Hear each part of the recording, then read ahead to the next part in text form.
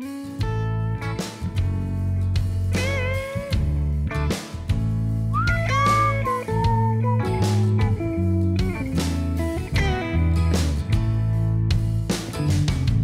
these Biloxi blues, it happens every night. Every night. And I ain't never met a riverboat dealer that could ever be a friend of mine. Nope.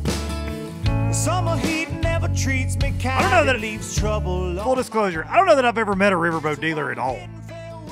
But they probably wouldn't be my friends. See you at another time.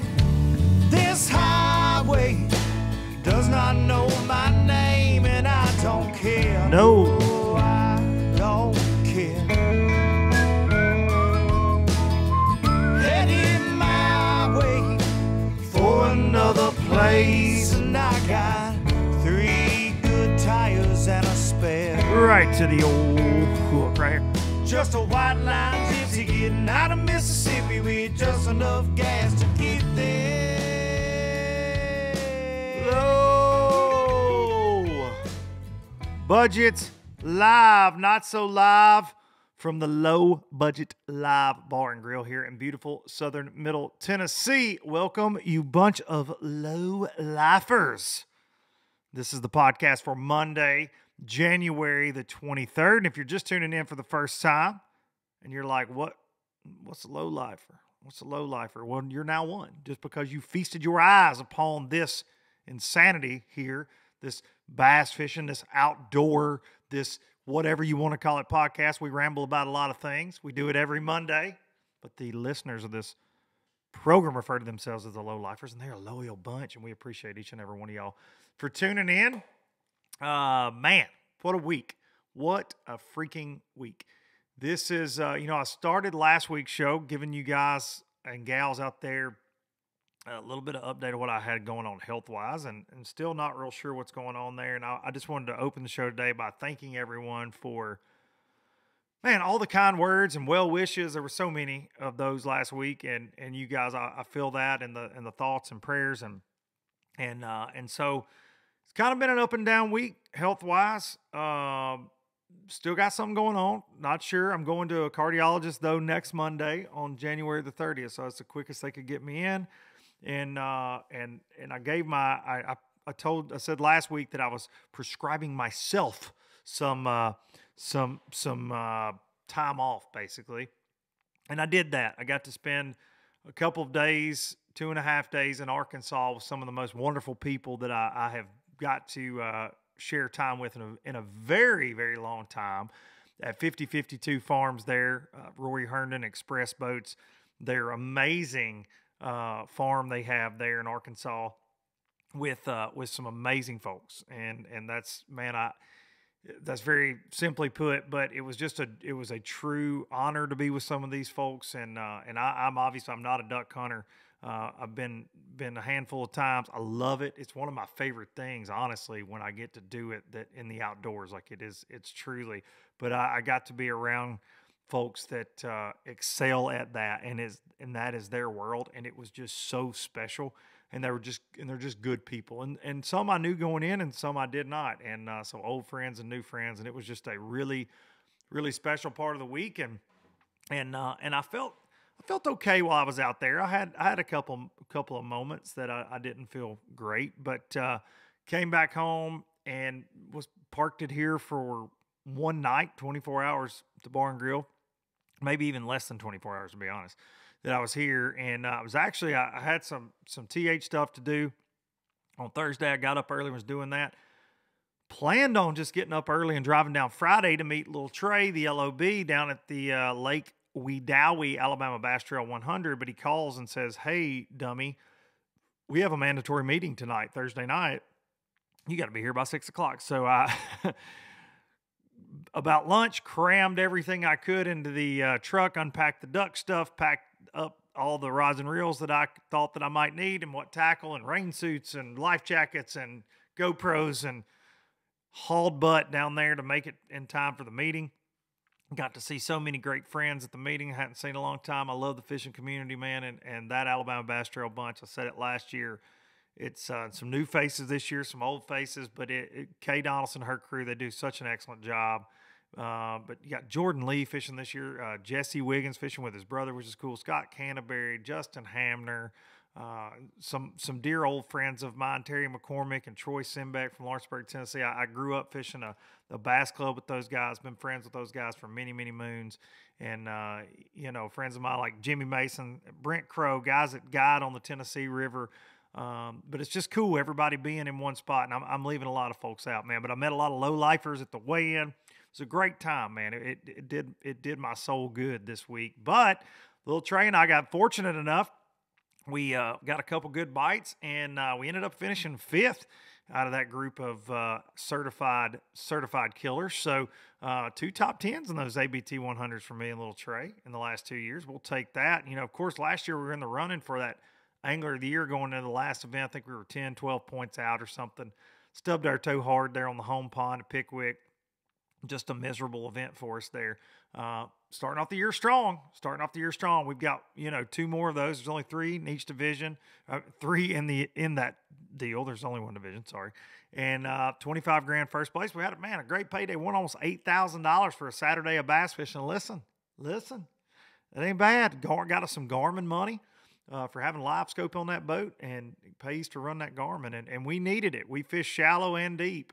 Kind of mixed it up. Our 2 best fish came shallow, but we ended up, I called 1 late off a live scope. So with about 20 minutes to go on a place we had found the day before, we had checked like 2 times, couldn't get them to fire, and I rolled in there and I got a 3-pound largemouth to bite in the mud on live scope about 18 feet deep. So awesome day, man. Awesome week. And can't thank everybody that was a part of all of that because I needed that. And if nothing else, to distract my mind right now for what could be going on inside the old ticker here, but had, like I said, kind of a roller coaster week with that, but all's well. Appreciate the well wishes. All right, let's thank these sponsors that make all this possible. And I'm going to say before I even do the sponsor reads, this podcast is one of my favorites that I've ever done. And I was able to record this while I was in Arkansas, and I think you guys will really enjoy this a lot. If you enjoy it half as much as I did, you will have a smile on your face at the end of it. But let's thank these sponsors make this all possible. StarTron, kicking ethanol in the teeth, in your chainsaw, in your weed eater, most importantly, though, in your outboard engine. Ethanol is like a bad heart, okay? It could kill you at any second. Could kill you in any second. You do not want your great day on the water ruined by stupid, dumb ethanol. So pour some StarTron in the tank, clear that up. A little dab will do you. You can get this stuff basically anywhere. Just look for it. Open your eyes. It's all over. Especially auto parts stores, Bass Pros, Walmarts. That's what my grandma used to say, Walmarts. StarTron, kicking ethanol in the teeth and bringing you low budget live for many moons now. Appreciate the folks down there. Fort Lauderdale, Florida. Pro Guide batteries, running those lithiums into the dirt this year and loving every second of that. And I'm also running that 31 series AGM cranking battery. I'm telling you, they are absolutely some of the stoutest batteries I've ever seen. I say this every week. Do not mess with some of these lithium battery companies. Everybody's mama has got a lithium battery company now. Oh, look, Donnie's Lithium. They're everywhere. Pro Guided batteries. They've been in the battery industry for over 30 years. They service most of the OEM bass boat companies that you know and love out there. Trust who the pros trust in the marine industry. That'll tell you whose batteries you need to be running. You can use some Pro Guide batteries at ProGuideBatteries.com and use code LBL10 to get you a break and tell them you're a lowlifer. And I appreciate y'all. I'll see y'all using that code. Baitworks.com, bait-works.com. Got a new logo. Check that out right there on the MacBook. Come on with it. The LOB jig, don't sleep. Here it comes. This week, we are dropping it. The East Tennessee Fishing Show, January 26th through the 29th. And then on Sunday night, the 29th, they will be available online at baitworks.com for you to click and order. The LOB Power Finesse Jig, I can tell you, got to fish with it this week. I mean, it's very cool for me that this is all happening. Packaging looks good. I'm going to be at the East Tennessee Fishing Show on Saturday, January the 28th. Still not sure the times yet. Got a lot going on. But I'm going to be there. I'll post that, check social. If you're in that area, come say hey, man. Come get a jig. Come check them out in person. Come talk about fishing, and hope to see a bunch of you low-lifers out there. Baitworks going to have a big booth, lots of sales. East Tennessee Fishing Show, Knoxville, Tennessee. The LOB is coming. And last but not least, hang the banner. Bassmaster Classic winning high-performance aluminum all-welded bass boat, the X21 Pro from those fine folks in Hot Springs, Arkansas. Got that C-deck bow to stern. Got the quickest hole shot in the game. 96-inch beam powered by that 250 Yamaha show. And I promise you, I fished out of a lot of different boats over the years. There ain't any of them that I would rather run than that Xpress high-performance aluminum all-welded bass boat. It is absolutely my favorite rig for everything I like to do, both deep and shallow. Runs like a scalded dog. Check them out. Go to xpressboats.com. Take a look around. Find you a dealer. Find you a local dealer. Go take a ride. Xpress Boats, building excitement since 1966. Okay, speaking of Express, that kind of segues us into what's going to happen today. What you fine low-lifers are going to see and hear today on Low Budget Live. So I am more than anything this week, I'm just grateful. I think everybody everybody needs to catch their breath in life sometimes, and I'm certainly that. And we all work very hard, and it doesn't matter what you do. If you do what I do, if you do what you do, right? I know everybody is very busy in life. You got your kids doing stuff. You got your work wears you down. It gets by you fast. We stare at our phones too dang much. And sometimes you need to stop and smell the roses. And this week, as I was sitting in a duck blind with so many good people, including Rory Herndon, president of Xpress Boats, Clay Connor, vice president of marketing for Xpress Boats, Jim Ronquest, who was with R&T Game Calls, Rich and Tone. This guy's a duck hunting legend. He's now with Drake Waterfowl. Multiple world championship, world titles in duck calling. But this guy that just a pro. Just oozes knowledge about the outdoors, where there's turkeys or ducks. It's just being in a room with him, you're like, y'all know the kind, man. You got those people in your life, right? That if you walk into that tackle store and they're in there holding court, you just stop and you listen to them. Or your local outdoor store, maybe they're in your bass club. Jim very much is that guy. But he just has this special aura almost. And first time meeting Jim, I'd heard of Jim, of course, through the outdoor world, but just an incredible human to be around. Great man. And I'm sitting there with him. I'm sitting there with Brooke Richard from Higdon Decoys, who I just met this week, a fantastic human who is absolutely ate up, just obsessed. And I say this about bass fishermen a lot. These pros we have on the show that we get to talk to on a weekly basis, you have to be obsessed to excel in life at whatever it is that you're wanting to do.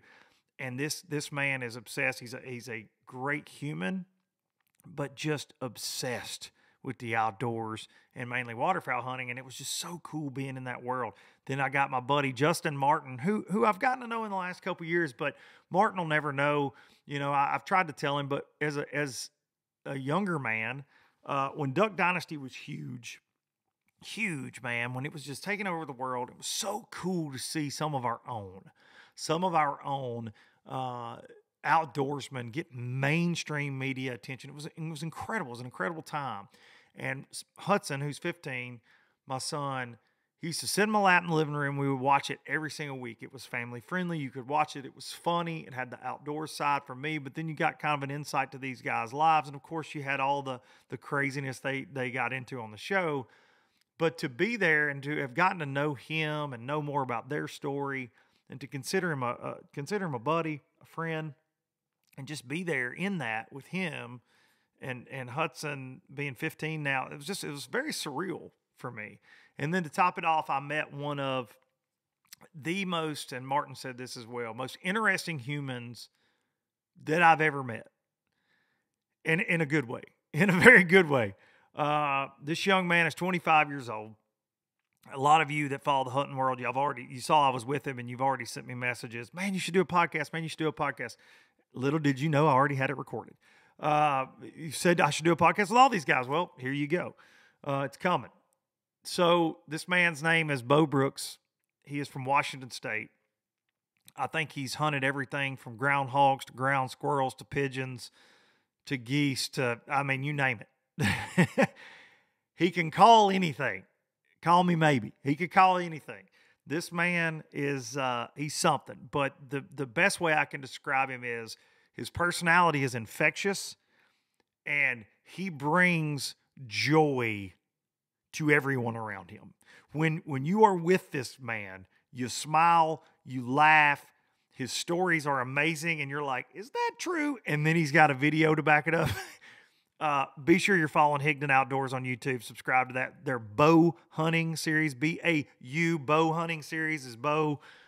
Fantastic. He was the 2022 World Elk Calling Champ.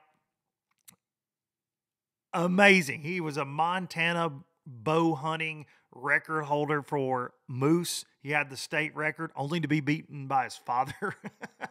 Incredible. But so what you're fixing to see, just setting this up, what you're fixing to see is we were at 5052 Farms, the Xpress farm there, took all the podcast gear, and even if you are just a bass fishing nut that watches this show because you're obsessed with bass fishing, we get to some bass fishing in this. Trust me. It's all intertwined. It all relates. It's all outdoors. You're going to want to check this out. But first, we start off in this interview. It's me, Rory Herndon, president of Xpress Boats. He tells the history of Xpress. It's awesome. Some great nuggets in there. We have a great conversation. Then you got Beau Brooks becomes my co-host. Beau is now my co-host. If I can get Beau, he lives in Paducah, Kentucky now, to the bar and grill, we are going to do multiple podcasts together. We had so much fun. But Beau's on the entire show that you're going to see here. And then we got Justin Martin joins Beau and I for a long conversation about everything from Duck Dynasty to MLF. And he's really good friends with Jacob Wheeler and Dustin Connell, MDJ. He loves bass fishing. Really cool takes on things. I hope that you'll enjoy that part. And then we closed it out with the legend, Jim Ronquest, joining Beau and I. Listen, we cut up. We have a good time. I hope you guys enjoy it. I'm going to call this live, not so live, from 5052 Farms. It's even got your face on it. It does have my face on it. It's got everybody's face. It's dark and blurry, but it's okay. We need more light? No, I think we're good. Crank them up. Yeah, let's turn them up. You turn that knob. Yeah. Turn them up, Clay. There we go. Oh, my wow, goodness. that just changed everything. Might as well be the Sistine Chapel now on this. Seriously. I ain't never been there, but I doubt it's this bright. With that, ladies and gentlemen, low-lifers, one and all, this is your introduction to, well, some of you may already follow this guy, Beau Brooks. You're a man of so many talents. We're going to get to that. And we have Rory Herndon, the man, the myth, Mr. Xpress Boats. Thanks for having us. And this is the first ever low-budget live, not so live, from Duck Camp, from 5052 Farms. That's right. And it's been a time. We've had a good time. To quote our good friend Mark Zone, it's been a time, a T-I-M-E time. We've got a really reckless crew here. You assembled all of us, you and Clay Connor, who's hiding stage left. Stage left. You've got we killed some ducks this morning. We killed a lot of shells. We'll get to this. There's a dead bird on Low Budget Live, not the duck from the taxidermist. Beau, please explain this. I feel like this is a perfect introduction to you as a whole right here, buddy. Absolutely. You know, not to beat a dead horse, but today, I had such an amazing time with everybody, but I didn't get to shoot much. You know, Yeah. I'm taking pictures. You know, we're out there, we're doing things. We got to Talk a little bit about what you do first, though, for why you're taking pictures. Who you here with? Absolutely. So I work for Herndon Outdoors. I'm not sure what my title is there, but I take a lot of pictures, take a lot of video, and build calls and All kinds of calls. All kinds of calls. Turkey calls. Starling. I mean, you name it, we buy it. We sell it. Snipe calls. Yeah, no. Oh, Obviously let's not. not get crazy. Yeah. No. Don't get carried away. Let's not Like, get crazy. No, I'm just kidding. But, you know, we come back to camp, incredible hunt, and everybody's high-fiving. You know, I'm sitting here, you know, I'm like, hey, can I sky bust some snow geese? What can I do today? what's You know, next? What's next? What's next for Beau Brooks? We go driving down the road. We're going to take some pictures. First thing I do, power lines, Eurasian collared dove. For all of you that don't know, there has been a pandemic across the U.S. of Eurasian collared doves that have been taking over major cities. And I didn't know this. I feel like you're speaking to a pretty large audience right now. I hope some of them in the comments. I hope it sinks in because absolutely 100% this is a problem. Mourning doves are suffering currently. And so Invasive species. invasive species. So this is priority you number can one spot for a me collared dove versus versus a mourning dove Yes. and a white wing. It's child's play. okay Yeah, for for anybody a man that's such as listening. a professional such as yourself. And this is, you know, we got exterminators, we got hunters, master hunters, you know, and then Pigeonado. Pigeonado. I'm just gonna The drop Pigeon that Master right Beau Brooks. And Go ahead and so, drop it. you know, we're joking around. I'm like, I'm gonna go get permission. I want to go shoot some of these doves because I want to eat them. And you know, in the South, it's a lot different than where I'm from. You know, getting permission on something. You're from where? I'm from Washington State. Washington State. You know, we Northwest get a boy. lot more permission up there. I walk up, and the guy I'm with, he looks at me, he's like, I'm not going up there. And I'm like, well, the worst he could say is probably no. I saw at the other house there's a husky. I'm out on huskies. Absolutely, you're gonna get bit. And so that's rule number one. Pit bulls just throwing a buff of huskies coming in for the kill.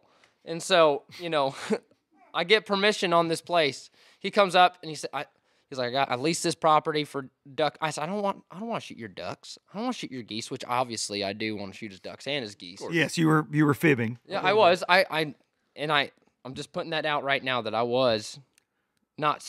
The whole truth was not there, but I have agenda on the line that I had to keep up, and so I said I want to hunt. I explained the whole thing. Eurasian collared doves are invasive, no seasons, and he says, you know what? One day only. I'm going to shake your hand. He shook my hand. And he said, one day only. You can go hunt. Fire just lit in my stomach, and I just knew what I had to do. I slip in there, and I harvested one of these beautiful birds. And joins us here on Low Budget Live. Not very talkative. No, honestly, I think it'll get better, but, you know, there's a chance for it. But that being said, I think I did my part today. Yeah. I gave back, you know, federal government gives me 4 mallards a day. It gives me unlimited collared doves. And guess what? I did my part.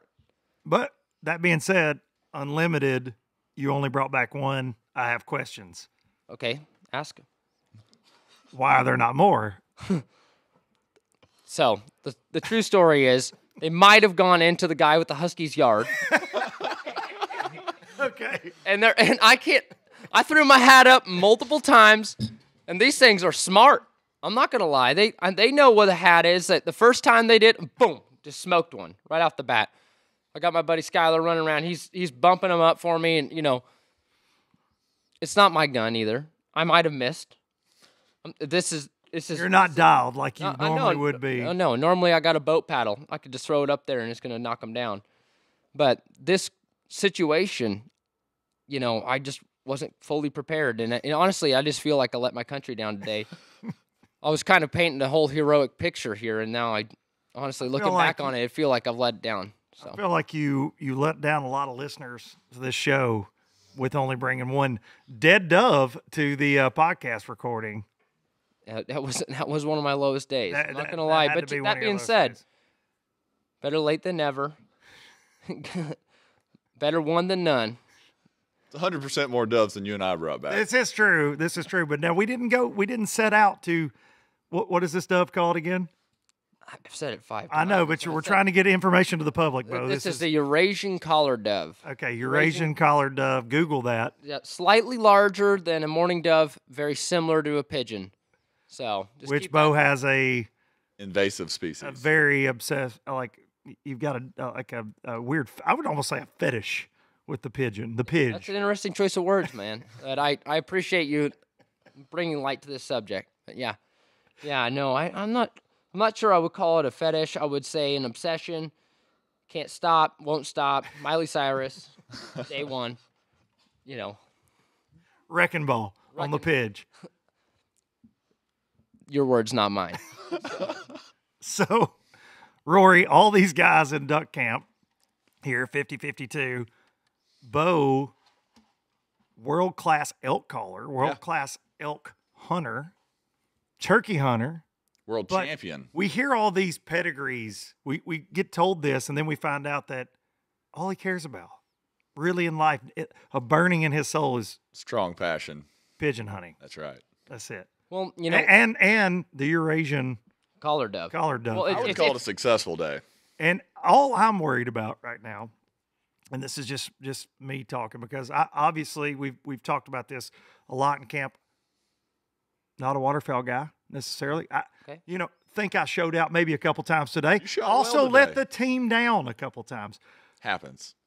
But I am a little nervous this avian flu thing's going around. Am I getting avian flu in my Tito's right now with this thing being this close to my solo cup here? There's only one way to find out. I can't handle any more health issues right now, Beau. I cannot. It's too late, bub. So That ship sailed. that ship sailed. You know, we've seen plenty of avian flu this season.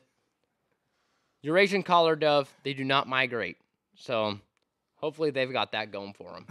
So, At least they're not in a high migratory area. yes, so that's kind of a homebody. I feel like this is the most technical LBL I've ever done Yeah. in regards to the Eurasian collared dove. I mean, This is definitely it. if you want to know any more, just ask. I've learned a lot. We've all learned a lot this week. So, Rory, right over your shoulder, we can't. You were telling us a story earlier. Yeah. Kind of shift gears. Of course, you, Mr. Express, family, been in this business for a very long time. Now you got the reins. Tell us a story, because I know I've had you on at the Classic Podcast. I had you on an LBL after Billy Lowen won down there at Yeah. Pickwick. But talk to me about like the history, your granddad, the story you told us at dinner tonight about Express Boats, just because I find it so interesting, and I get so many comments about Express Boats Yeah. through the podcast since I've been running one. And I thought, and everybody here tonight at dinner, it's a really cool story that kind of led us to where we're at today, right? I mean, Absolutely, yeah. Very cool. No, it is a very cool story, and it's just very organic. Just our family's history with hunting in the outdoors. Hunting's never been a sport or something you did on the side. It's just part of our life. We didn't know any different. You did it for food. You did it for recreation. It's just kind of what you did on the weekends, weekdays. There's no division there. It's just kind of what we did and who we were. And my grandfather had a sporting goods store on the banks of the Mississippi River back in the 50s and 60s there in Natchez.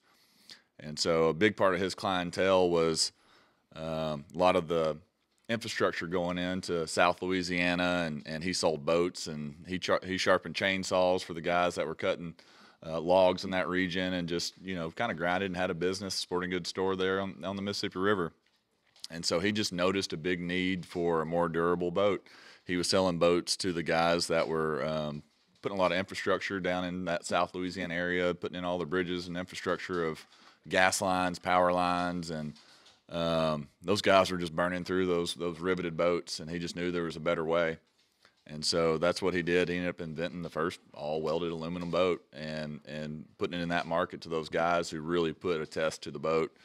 And so he used the highest grade materials and the highest grade processes, and just kind of revolutionized what the aluminum boat industry was. It was a disposable product at the time. You would, work out of it. They'd put their heavy equipment, a lot of guys, they'd work out of it all day long. And he just knew there was a better way. How do we make it more durable? How do we make it last longer? How do we get better materials? And he just had the infrastructure around him of probably one of the toughest environments on an aluminum boat, and just process of elimination. This worked, this doesn't work. This works, this doesn't work, and just kept making it better and better. Do you ever sit and think, now we're like 1 year removed from you seeing an X21 with a Bassmaster Classic trophy on it? Yeah.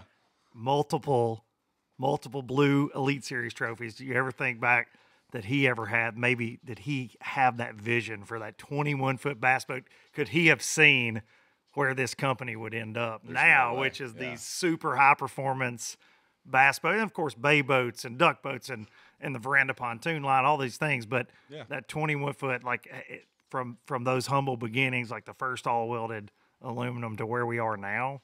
Man, there's no way he did. You know, that's just not the way that he thought, or the way I think either. We're not looking at, you know, the proverbial trophy at the end of something, right? Like, it's just always, how do we make it better? And that's just the way we look at our product daily. Make the best product we can.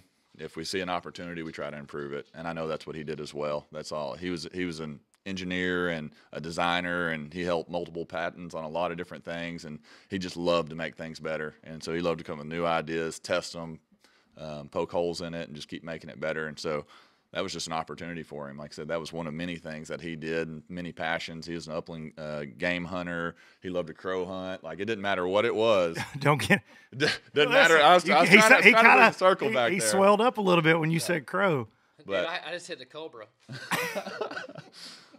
But we grew up coon hunting, duck hunting, deer hunting. Like I said, the outdoors are just part of our life. We had a big family farm that we all kind of grew up on, and we'd go pick peas and you know, shuck corn, and we'd go to church on Sunday, and we'd go work the family farm, and the outdoors just kind of a way of life. It was just our resource, right? Like, it wasn't it wasn't this sporting outing. It wasn't a game. It wasn't football or basketball or hunting. It wasn't this box we checked. It was just a way of life.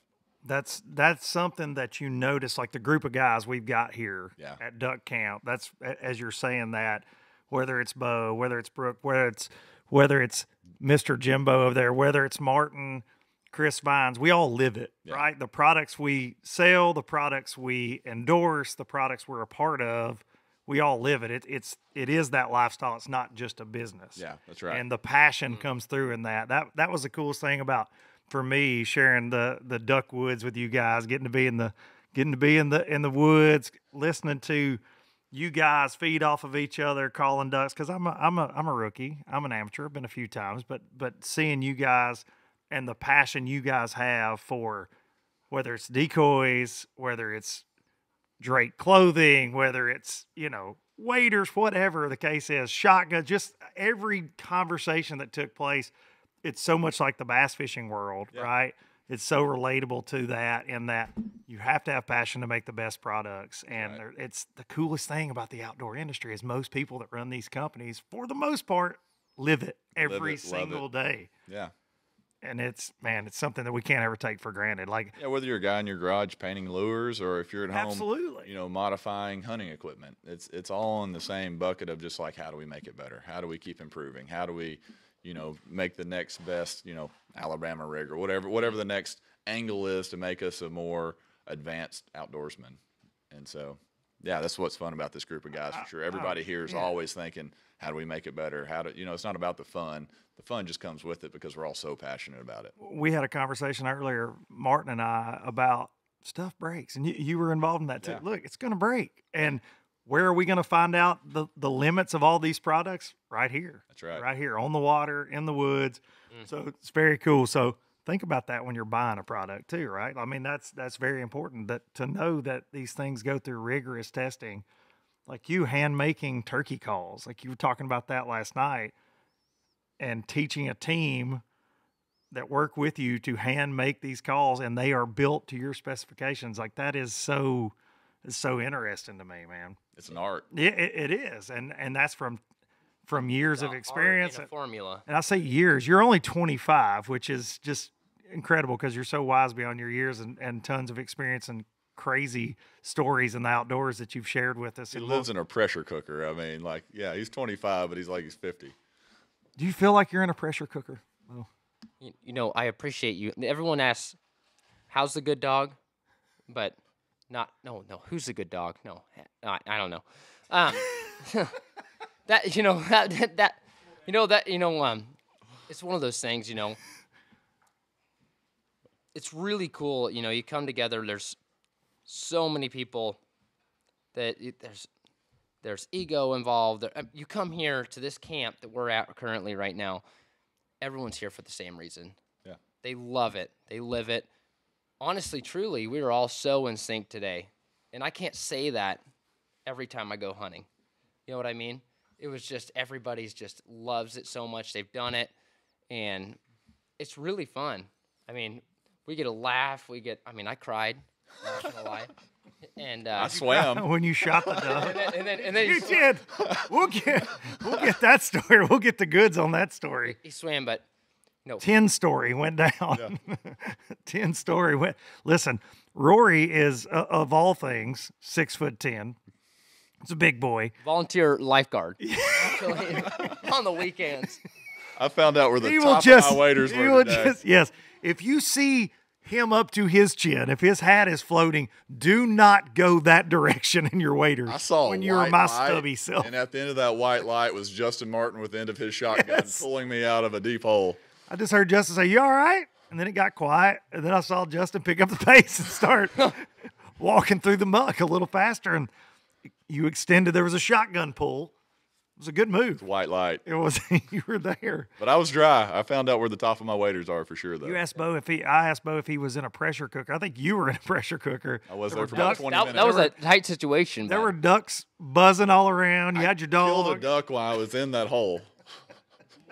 Always swinging. You did, didn't you? Yeah, I did. Always swinging. That was a bold move, Cotton.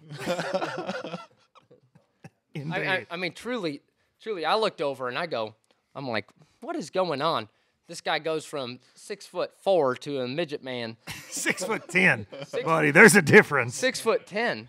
He's 6'10", right? 6'9", yeah. 6'9". Whatever. Say Big what? enough, you're Say not- say what? Big enough, you're not going to box him out. How about that? Under the goal. You're never getting a rebound when we play 5-on-5 later. Honestly, I didn't know what to think. I looked over and and like you said, Justin's coming over. I'm like, what? What is going on? And I think at first I think he's joking. I'm like, oh, he's funny. He's a funny guy, He's a funny guy, that Duck Dynasty guy. He's funny. They're Right? funny guys, Well, then I'm like, this guy's seriously in trouble. And obviously, I'm the best swimmer here. So I'm about to rip off my waders. And, I mean, you got to sacrifice yourself for your team. I learned that a long time ago, dodgeball. Justin just happened to be closer. No, and yeah, Justin, I'm like, wow, he's got it, obviously. And so you he's just got suited- some sure footing going on. So you suited back up. I got back up, get the camera back on. Obviously, it's one of those things. Documentation of the utmost, It's a respect importance. thing. It's a respect thing, I'm not going to save somebody in front of him because it's just like, You weren't going to cut gonna box Justin him off out. for the save. No boxing out. no, you can't box them out, man. No, like we said though, it just, and I totally forgot. You turn around and shot that duck. Midget man over here. I mean, I've just recently learned 6'9". Turn around at 4'2". He's over there just slocking on the edge of the brush pile. I mean, it was incredible. Could have caught a bass there too, I believe. We talked about that several times today. I feel like we were in Are some. there bass in there? There very easily could be. Just right above us, there's a lot of fish. Does that hold water year round, or what is the? No, it's just a winter flood area, but the main channel through there holds fish. Really? Yeah. Are they big fish? There's some good-sized crappie and bass in there. You ever heard of a bonita fish? I have. It's pretty big. They're not in there. Beau is a master angler. He is. Does love smallmouth bass and does know Brandon Polnick, which ties him to Low Budget Live Bass Fishing Yeah, Podcast. yeah. Brandon's my homie. I actually, before I was gonna work for Higdon Outdoors, I was gonna be a salmon fishing guide. No kidding. Yep. I had my 6-pack, coastal 6-pack. I was gonna. Hey, don't go bragging. Okay, No, I have a I- 6-pack too, but you just can't see it. Okay, I'm not Channing Tatum over here. I'm talking about the fishing 6-pack. Okay. No, I had to go to school for this thing. No, I that's what I was planning on doing. I started my call company then, and then one thing led to another. I was building fence, and I was going to be a fishing guide. And Brooke called me and I was in the hot sun. And I said, yeah, I would absolutely like to come in an air conditioning office. You know, that would be great. But then you told us immediately upon your job interview, you said, I can't be here for any of the hunting seasons. They hired you, and then you're like, well, now you're going to do some things on my terms, which doesn't happen normally with an employer at a Yeah, at a no, company like that. that's absolutely true. But, you know, that's anybody that's listening right now, you got to come in with your priorities straight. Right, Brooke? It's all about negotiating skills. Negotiating. I'm absolutely not working during September. Elk season. Elk season. I don't, and that's what I told them. I said, I don't care if I get paid. And I'll figure it out. The money's in the pigeons. So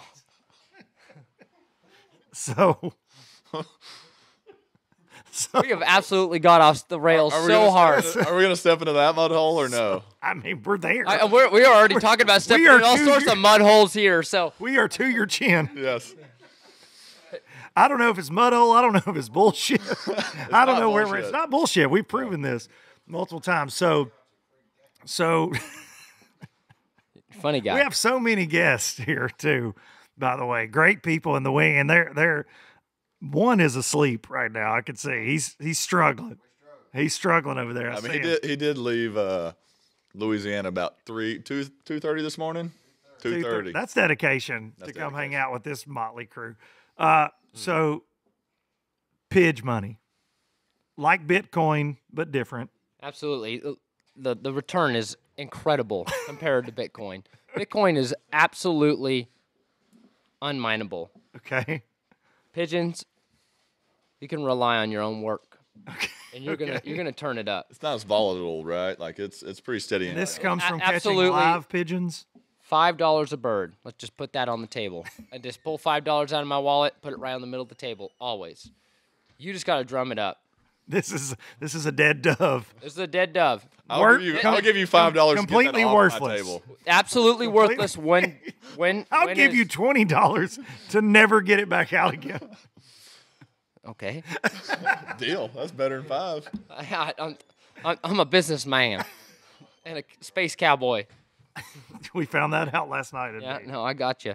No, you know, when I was in my younger years, which I mean was not Come too on, long Jimbo, ago. you're good.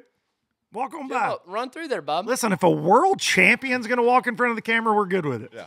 Yeah, that was the back of Jim Ronquest, everyone. Yeah, world champion. The world champion, Yep. worldwide champion. So, Duck collar. duck collar. Duck collar. Not to be confused with Duck Commander, who's asleep on the couch. So One of. You're the Duck Commander guy now. Don't sass. Don't you get sassy over there. modest. He's very modest. Modest. He's modest. tired. He is tired. He's tired. Give him a Almost been awake for 24 hours, and we're making him do this podcast. Absolutely. Forcing him into this. break. He's in the batter's box. He didn't know Yes, it yet. he is. So, when I was, I had a lot of times, you know, I told Higdon, you don't have to pay me, but I still had to make money to go duck hunting every day of the season. So I'm sitting there and I'm like, man, all my friends are dog trainers and they're paying all this outrageous $5 a bird. $5 a bird For a live pigeon. for a live pigeon. And I absolutely can make those quotas. And so I think I come up with this brilliant idea. Okay. I'm a pigeon enthusiast. I know I've learned through the years that pigeons, you put a light on their eyes, they're blind. So we're going downtown Portland. Hang on a second.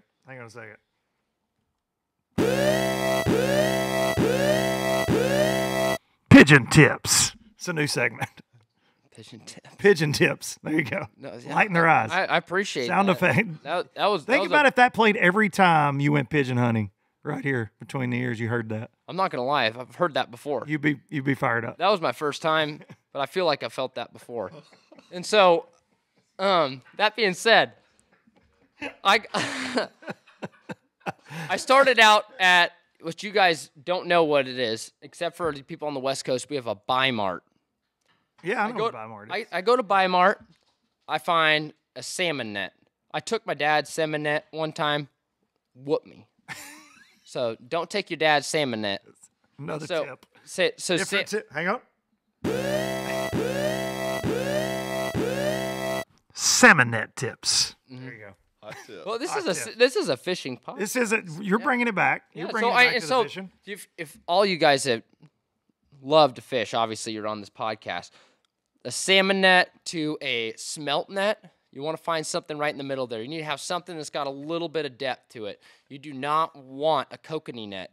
Just everybody that knows that, everyone up north, no kokanee nets are too shallow. Pigeons can get out of it. You want to be able to trap them in the net. So what I would do is I would go and I would drive. By the way, there is no laws on pigeons whatsoever. So I can No restrictions, no restrictions, seasons. nothing. They want them all gone. And I've talked to state police. I've talked to everybody. I actually got pulled over one night doing it, but we'll get into that. And so I go along with a spotlight. I look underneath these overpasses. I'm running past homeless gentlemen and women. I'll run past them, needles, whatever, going up there, just catching pigeons. You know, we're averaging, 20, 30 a night. One day at an Indian casino, I look over, and I see the mother lode. I see the mother lode hitting these two little silos. I drive over, and I say, hey, would you mind if I went in and cleaned up your pigeon problem? They said, absolutely, no problem. What I didn't know is they had a lock on the silo. There's a top on it and stuff. They're getting in and out. I took bolt cutters, popped off the lock, which, we bought a new lock and got them a new lock. Left the key in it. But we slip in there, and I've never seen so many pigeons. There might be 1,000 if there isn't one. We get in there. My buddy's got his canopy on the top. That night, it was the best night we've had. We caught 256 pigeons. Live pigeons. Live pigeons, $5. Everyone, $5 a bird. You don't find that type of money on the street every day. And that paid for my next month of duck hunting. And so what I catch all these pigeons, and I'm in a Walmart parking lot. I'm stuffing them in boxes, and we're 10 at a time, so they're at a good, Manageable number. Good, so we can case quantity. Yeah, and it's still safe for the birds. I want the birds world. to be safe. I want all the birds to be safe, no problems. Just in case PETA's listening, everything's all good. And so we get all the birds in there, and there is pigeon poop everywhere. My buddy's truck. It is covered. But you fill the camper shell full of pigeons, right? Full of pigeons. We lost a few. When I was in the Walmart parking lot taking cardboard boxes, and I'm like, close the door, man. Just loose. It's $5 bills slipping out the window. Literally flying back home. I went back and got them later. And so we get them all, and then I'm on Facebook. I'm like, okay, I got this guy, guy. Okay. I got to cut you off for a second. Do you go to Facebook Marketplace with this? You can't actually put live birds on Facebook Marketplace. You can't put live animals on Facebook Marketplace.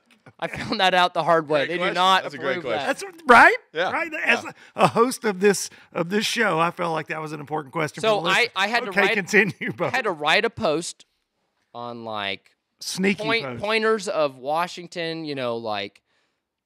Washington duck dogs. I'm like, I have pigeons. $5 a bird, and then $6 delivered. And because gas is very high on the West Coast. It is absolutely outrageous.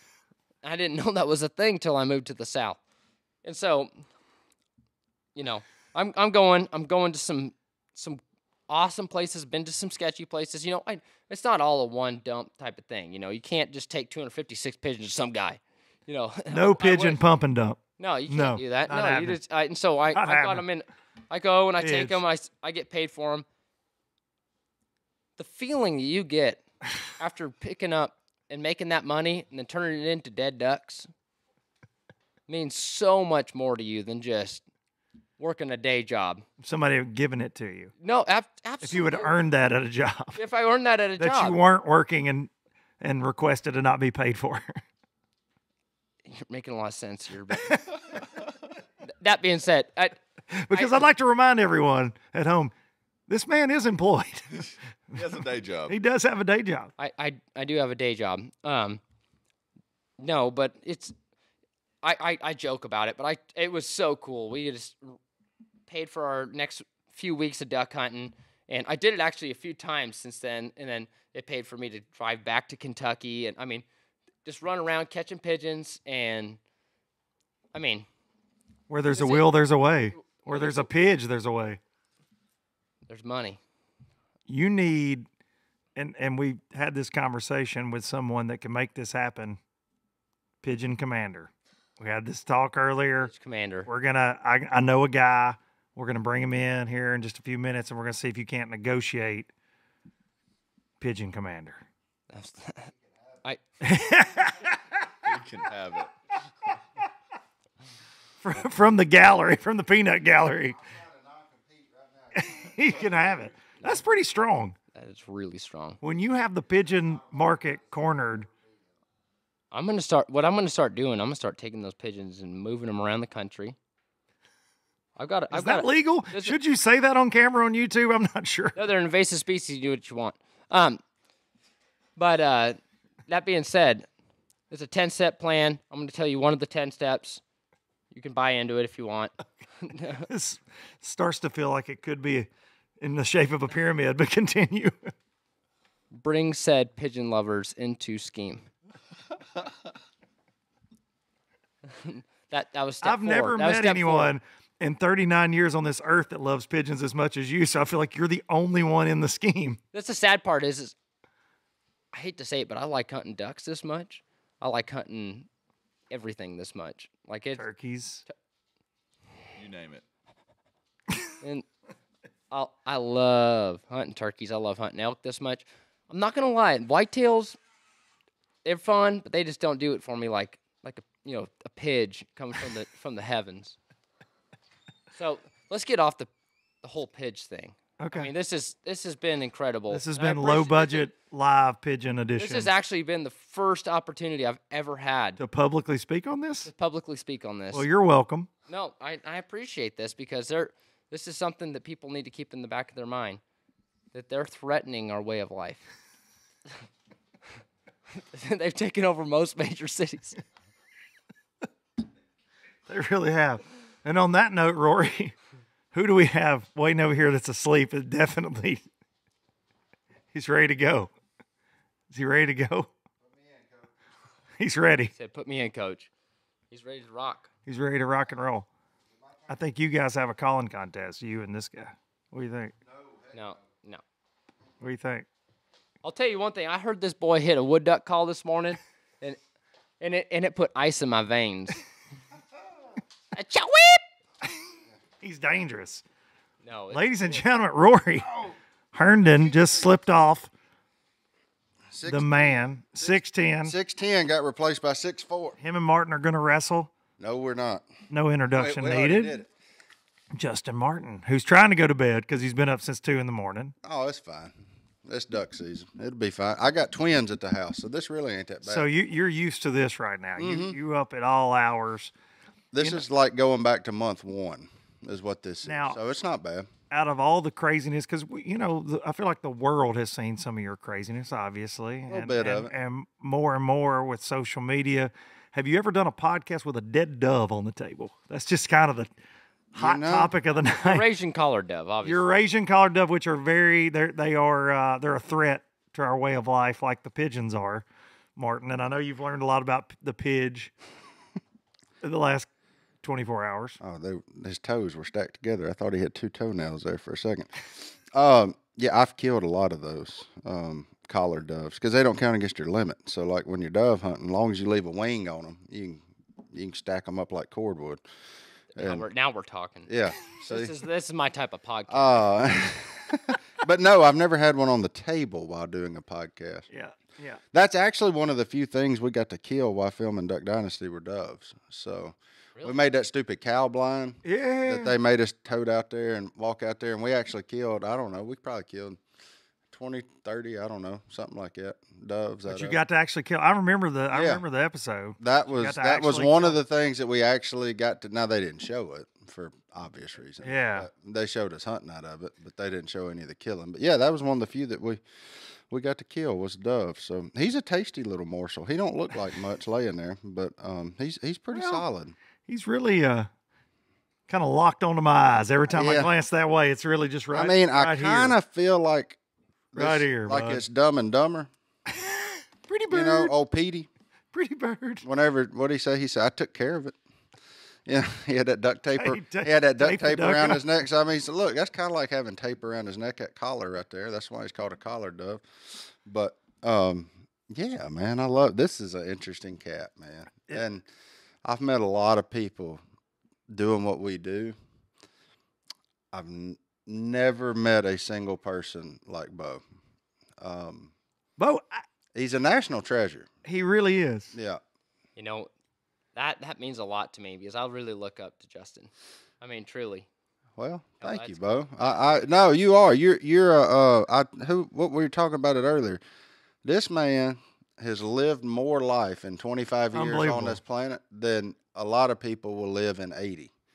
Like, and when he says that, now look, I'm the same way about I can appreciate what you told your employers because my employer's the same way. I was like, now look here, come duck season. I understand I got the wrong last name. Like, it's family business. I get it. I don't expect to hunt with y'all every day. I got my own stuff. So as long as we cool, we're good. Like I'll work here. And Love it. And then so yeah, you got to keep your priorities straight I'd say this on a young- lot of that. You gotta do it for the ducks. Yeah, for my case it's ducks, but you know I don't share the fondness for the pidge. Yet. Yeah, I did watch some videos. I was like, it does actually look like Pigeonado video yeah, that looks on like a lot of YouTube. fun. Yeah, Shirtless Taking you- pidge hunting too. yeah, because it looks really Shirtless easy. pidge. That sounds extremely wrong. Sounds like a category somewhere on the internet. Probably Shirtless some pidge. weirdo But no, watching some shirtless pidge. That's fine. that I mean, I'm not here to judge. I mean, it's on OnlyFans, but or OnlyFans, but like it's fine. Like it's better than Feet Finder. So it's one of those kinds of deals. Is it true Godwin's on Feet Finder? He started it. Okay, he actually started. Yeah, he started it? Yeah, Started he's it. Okay. because he's got a really flat foot. Okay. So he's trying desirable. to just yeah. He was standing out from the crowd. Trying to Most people would think curved, but flat feet. flat's it, huh? Flats really That's what I've heard. That's been your experience. Yeah.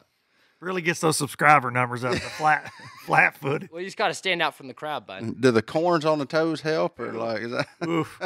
Oof. Hey, Next subject. Oh, Next yeah. up, next yeah, subject. feet are terrible. I want to go back. You said when you guys did the cow blind deal on the dove. So whenever did A&E, I know a lot of this was your real life, but obviously for the sake of TV, nobody's lives are that interesting all the time, right? We've heard people on reality shows say that. Did they pitch you guys ideas? Like they get you around, That's like a great right, and question. say, "Hey, what about like the?" I remember my oldest son Hudson's 15 years old. We watched Duck Dynasty like crazy when he was growing up, and like the bed of the pickup truck into a hot tub. You know what I mean? Like, is that their idea? Like, hey guys, why don't you do this? This will be funny. Were there ideas you rejected? Anything like that? Now, see, the easiest way to explain it, I think you can go back and watch the episodes, and you'll know which ones were ours. Okay. And you can pick out which ones were, because we're not actors. Yep. Let's not sugarcoat it. We're not actors. Like, so, but for the most part, I would say like 85 to 90% were ours. Like when they would leave, if something funny would happen, we would actually take a Sharpie. And the inside of the duck call room at the time, before we moved uptown, had just bare insulation. So you had that little cardboard backing or whatever, that paper on the back of the insulation. We didn't have a wall. Like that was all that was there. And we'd take a Sharpie and write it on the wall. That way we wouldn't forget about it. So a lot of those, like you could go back, that building still exists at Phil and Kay's. You can go back and look on the wall and you can see where we wrote the funny stuff that happened while cameras weren't around. They were like, hey, we may ought to look at doing this because it sure seemed funny when it happened.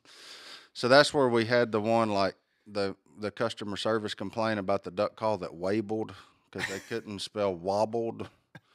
And it's all because it wasn't like the ones Beau and them build are flush. Like they're very, like a carpenter built them. Well, we're not carpenters. Like our model is very archaic, but it works. Yes. It sounds obviously. okay. It Yeah, works. it sounds pretty It'll good. call in a duck. It'll kill a duck. It'll kill a duck. It'll kill a keep you duck. fed. Like so, but when you put one on the table, if you just take ours and roll it, it's got a little wobble to it. But my man said wabled in his deal, so we did a whole. Was it a deal. Facebook comment or No, email? he took the time to handwrite a letter. Okay. Okay. I'm surprised how many people will handwrite a letter. Yeah, our fans are still very into the United States Post Office. Okay. They do Still not to this believe day. they do not believe in stamps.com. Never go to the post office again. But, Not big Gmail guy. Yeah, no, they are very much. By God, I got a pen and some wide rule paper. They ain't even got college rule paper, wide rule, and we're gonna handwrite this thing, and and I can appreciate that because I mean it's kind of cool. We read them all. Everybody thinks they just go in a junk mail, but like no, we if it's addressed to one of us, we cut them open and read it, and if it's if it's something worthy of note, we take the time to reply or fix their problem or whatever. Like that's.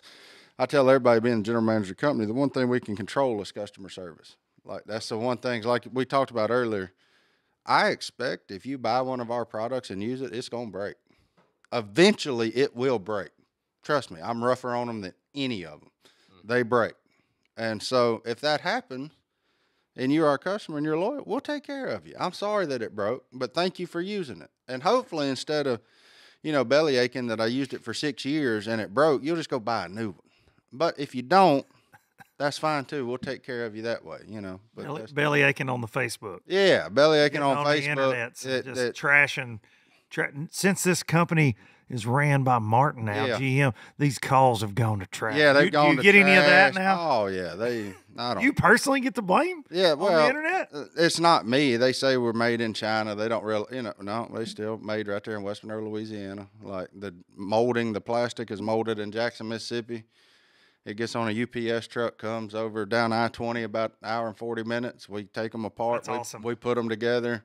Everything we do is made right here in the United States. So, like, that's something that we pride ourselves on and try to keep it, we will forever try to keep it that way. We sell 120,000 a year, something like that, and as far as volume of calls, and we hand make them and assemble them right there in West Monroe. So, but yeah, they say, oh, you all can't sit there and do all that. I'm like, yeah, you can. You make like 700 a day per man. It doesn't take long to build 120,000. The problem is when the fish get to bite. And then because you look up and Godwin ain't been there in a week. And just like Beau said, I'm going hunting. Godwin said, I'm going fishing. And I'm like, okay. He's on them crappie, though. Yeah, he on crappie hard. He don't mess with our bass. No, That's no. all you. Yeah, I'll mess with them. I'll go play with them. But Godwin is on those crappie hard. He don't give them no rest. So when we was coming out today out of the duck hole, I saw it current coming out of that culvert. I said, you find Godwin sitting right here on a 5-gallon bucket with an ultralight, son. Just snatching. Just throwing that cricket out there. Just snatching. He'd do it all day. Cutting the sides off of them when he gets them. Yeah. Gets them thrown in. We'd have had surf and turf tonight. I guarantee you. We'd have had ribeye with some kind of blackened crappie on top of it and put clay sauce on top of it. That W sauce thing that he made with the mushrooms. Dang now right. My man Clay, he cooks better than he looks, and that's a good thing, But look at him over there. But the man did cook a fine steak with a handle. I mean, it had a handle on it. It's a lollipop. Yeah, certified handle. Basically a lollipop. And ribeye lollipop. He cooked for the whole crew, and it was, man, that's what has got me so tired. You missed last night too. I mean, he absolutely just. He's a chef. I mean, he don't look like it, but he is. Man of many talents. Appreciate that, yeah. But I mean, cook all your life, nobody calls you a chef, And a guy that got all of us rednecks in the same place, like sending out them invites, get us all here for this craziness. He's good at that too. He likes to link common-minded people up. I would say that. I've met some really good folks through Clay Connor. I'll tell you this, like this morning was the most people I've hunted with at one time all year. We generally keep our crew to 4 or 5. It's a lot easier to hide, a lot less stress on your ducks. Like, you get you about 20 of them and you can go to the house. But we had what we have, 10, 11 people out there in the woods. I don't know. It was a bunch. I don't know. It's good many of us. It was 2 boatloads of us. Two full. Yeah, of two boatloads of us, and we was just about out of freeboard in the rig I was in. Yeah. We was real close to being a submarine there at one point when we went to make that turn. I was like, oh, I've been here. I actually took the Coast Guard plate off of the Express that I was in so we wouldn't get in trouble. Yeah, well, we might have been over it there for a minute. Oh, we on private land. We product testing. It'd be all right. R&D. That's what it was. Prototype. Yeah, file this under R&D. It ain't no big deal. But like that's the most people I've hunted with, and it was one of the forget more. It was the most enjoyable morning of duck hunting because we had Jimbo there. Everybody know Jimbo is 92% mallard hen. Like, listen. And he's 8% human, but he's 92% mallard hen. And when he gets quacking on that duck call, I just sit there and listen. I'm like, man, that sounds good. And for a guy that makes them and sells them, you can sit there and truly appreciate that. But Beau sounded great. Rory sounded great. Hoyt sounded great. You didn't have to. Everybody knew when to call. Everybody knew how to call. That don't happen in what we do.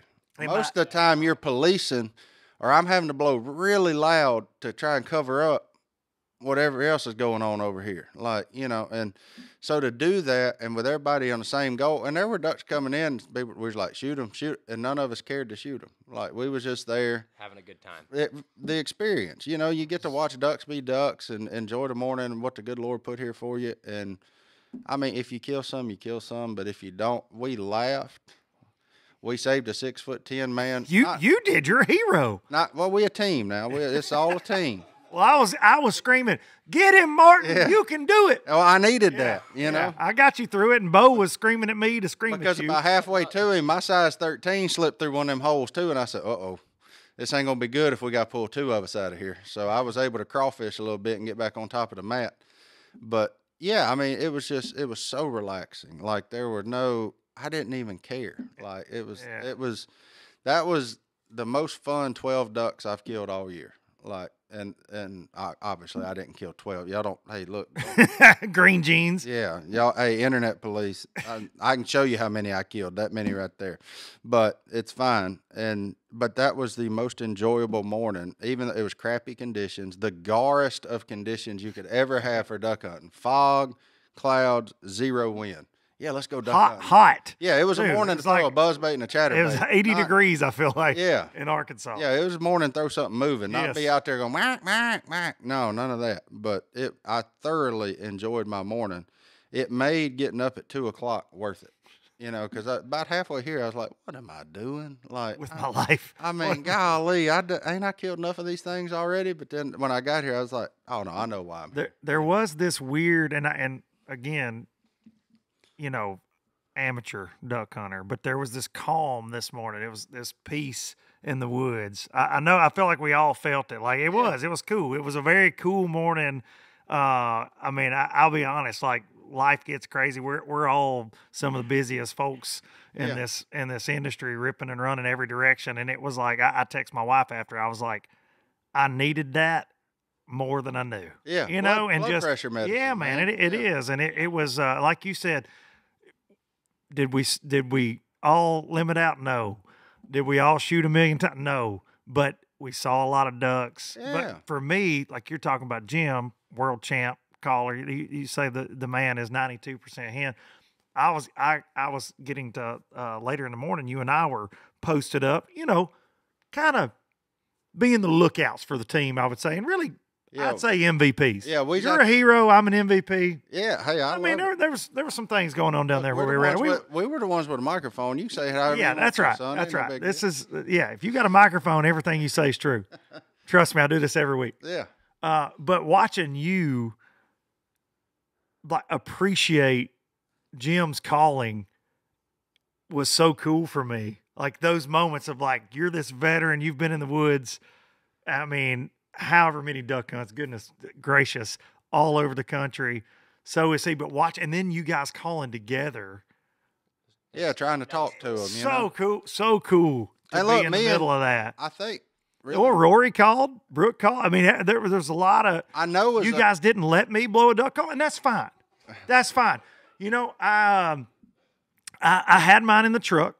We should have brought them. Well, you know, and I ordered mine. I overnighted mine before I came here. You know, and they were Duck Commander calls. So you missed out on a real opportunity there to maybe get some. I'm also obviously an influencer. Yeah, you know, and there's always tomorrow morning. They're always, but you know, here's why I'm gun shy. I heard a line this afternoon. That a wise man said. Not even. It's around brunch. It wasn't even this afternoon. A wise man said, "Save your breath, save your breath, because when you're older, you might need it." Yeah, that was good, wasn't it? And that's one that I think that I got applies to a lot of things in life, but when there's a lot of duck calling going on, it damn sure applies to that. I think. Yeah, I think. Or turkey call. How many times you been on a turkey hunt with somebody just wailing away too much on a turkey call? I'm going to be honest, not very many with me. Yeah, you shut it down. I just go, take it easy on them, bub. Yeah. but I understand. Save your breath. I understand that. Yeah. Everyone's got their words for it. Yeah, if you're ever referred to as a sport, like, hey, hey, sport. Hey, calm down there, sport. Like, Kelly Powers calls me that all the time. You fouled There's up. a line that has been crossed. Yeah, that's when it's like, okay now. But no, it was a great morning. We was all mad at him. Every one of us wanted, but wasn't none of us pissed off at him. I like shooting. Like, there's a difference between being mad at him and pissed off at him. Wasn't none of us pissed off at him, because if we were, I'd have walked all the way across that WRP this morning and just jumped shooting every one of them that got up. But, you know, you know, it's the middle of January. I've had my fun with them this year. Y'all go back north and make me some little dumb ones for next year. Let's try this again in about, you know, next November and have some fun. But you know what was really cool is just, you know, I don't know if you've hunted with Jimbo, but it's just so cool that all of us hunt together. And I mean, it felt like a team. We have not. I truly don't think that we've all hunted together, you know, as a team like that. And it's just like everyone knows when to hit them and what to do, and it was just so cool. You know, my favorite part about it is you look down the line, and just look down the line down the hunters. You got a man with a 410 wearing something, Sitka waders maybe, and then you got Jimbo there wearing his Drake stuff because that's his job and what he does. And then you look, and you guys wearing Sitka. You look, Rory's wearing Shin. I'm wearing Shin and Realtree. And like, you see all these different brands of companies that we represent. But at the end of the day, we all come together for one thing. Now, our job is to promote all these people. Of course. Just like in fishing. Same deal. Same deal. But you got a bunch of people with the one common goal is to share a tree in a morning in God's great outdoors. We're going to sell our products. We're going to do our job. But I love looking and seeing the variety in it, because to me, that's a sign of a healthy environment, like healthy hunting environment. Competition is good. Yes, it is. Like, that is a good thing. When it gets one-sided, that's a bad deal. So when I look down there and see Brownings and Benellis and Berettas and a 870, right? Pump gun. Yeah, pump gun. Boat paddle. You can use it for anything. But when I look down and see that, it does my heart good, because I'm like, you know what? We're in a good spot in our industry right now. And I hate using the term industry, but what else you going to call it? It seems to be the only thing you can call it. Yeah. But I love that, because our love out of all those things is for the mallard duck for the most part. Like, you know, we shot a couple of shovelers. We ain't too proud. Shot a gad. You know, but the common denominator is that green-headed mallard duck, and that is a really cool thing that can bring people from different walks of life together that otherwise would have never been together, and stand out there and enjoy a morning laughing, cutting up, you know, doing Baywatch, saving people, doing boater safety classes. You were Hasselhoff. Yeah, I mean. You pulled a Hasselhoff. I don't know, at this stage of my life, I probably look more like Pamela. I probably had a little more jiggling up top than maybe Mr. Hasselhoff. But, but it is a cool thing about duck hunting. And not just duck hunting. It happens in deer camps. It happens in fishing camps. It happens in everything that the outdoors do. And that's why I wish more people would give them a whirl. Like, give them a try, man. Just try it. Like, I ain't saying you got to love it, but just try it. I bet you may like it. You may not love it, but I bet you like it, you know. So at the end of the day, that's all of our jobs, is to just get more people out there. So, but it's cool, man. I couldn't. I'm ready to do it again in the morning. I'm dog tired. I'm ready to go to bed. Not ready to go to bed. I mean, like I said, sleep deprivation is part Just of the kind norm. of that's duck season and having newborn twins. At yeah, home. when That they're kinda- born October the 12th and season opens November the 19th, you just know you're gonna be tarred. And, you know, that's part of it. And I'm fine. I'll manage. You know. But now, will you push them boys to be duck hunters? Or you gonna kind of let them find their own? I won't push them to do anything. I hope that they enjoy hunt. I hope they have a healthy respect for hunting. If they love it as much as I do, then get in a boat. Let's go. And if they don't, stay at home. I don't care. 'Cause I'm still going. Like, you know, I mean, I'll miss you. Dad's going. You know, Dad's got to go. You want to eat? Yeah, Dad's you want to eat. go. You want them lights on? Does that air right. conditioning feel good? You know, like we got to do that. But I won't make them do anything they don't want to do. I've seen it happen to my buddies and their kids, and like trying to force them into the things that they love, and they kind of reject it. But you know, I hope to take them with me and that they see how much fun it is, and hopefully they'll do it, because I'm gonna need somebody to tote them decoys for me one day. Like, I ain't getting no younger. Ain't none of us getting no younger. Talk about, I'd want somebody to tote those things now. Yeah, It's a lot of work. Yeah, and them Higdons is heavy. Y'all make a big plug now. But hey, look, but Hey, a that no. boat decoy. But what I'm saying is they're heavy, but that's because you can shoot them and they'll keep on floating because they're full of foam. So that's, you know, it's a lifetime investment when you get into them. But yeah, I hope they do it. Shout out Higdon. Yeah, Shout out Higdon. I hope they love hunting, fishing, something, not baseball. Please, not baseball. No travel baseball. Please, No, not yeah. baseball. Yeah. Amen. Please, not baseball. Play Yeah. football, play soccer, do something like not baseball, boys. Please, if you ever watch this, no baseball. If you ever watch this, Yeah. years from now, Yeah, if you when get you to have scrolling- YouTube, Yeah, if you get to you're like, looking look, for Dad. if you get to looking for Dad on the interwebs and you watch this, LBL. please don't play baseball. You know, my dad made me quit baseball and football growing up, and eventually basketball. Now, you told me you don't keep up with sports. No, I was a 3-sport athlete. No My kidding. dad told me I was a fairy for playing football. He said, "Beau, this is elk season. You better be in the mountains." And he said, "Beau, it's duck season. What are you doing playing basketball?"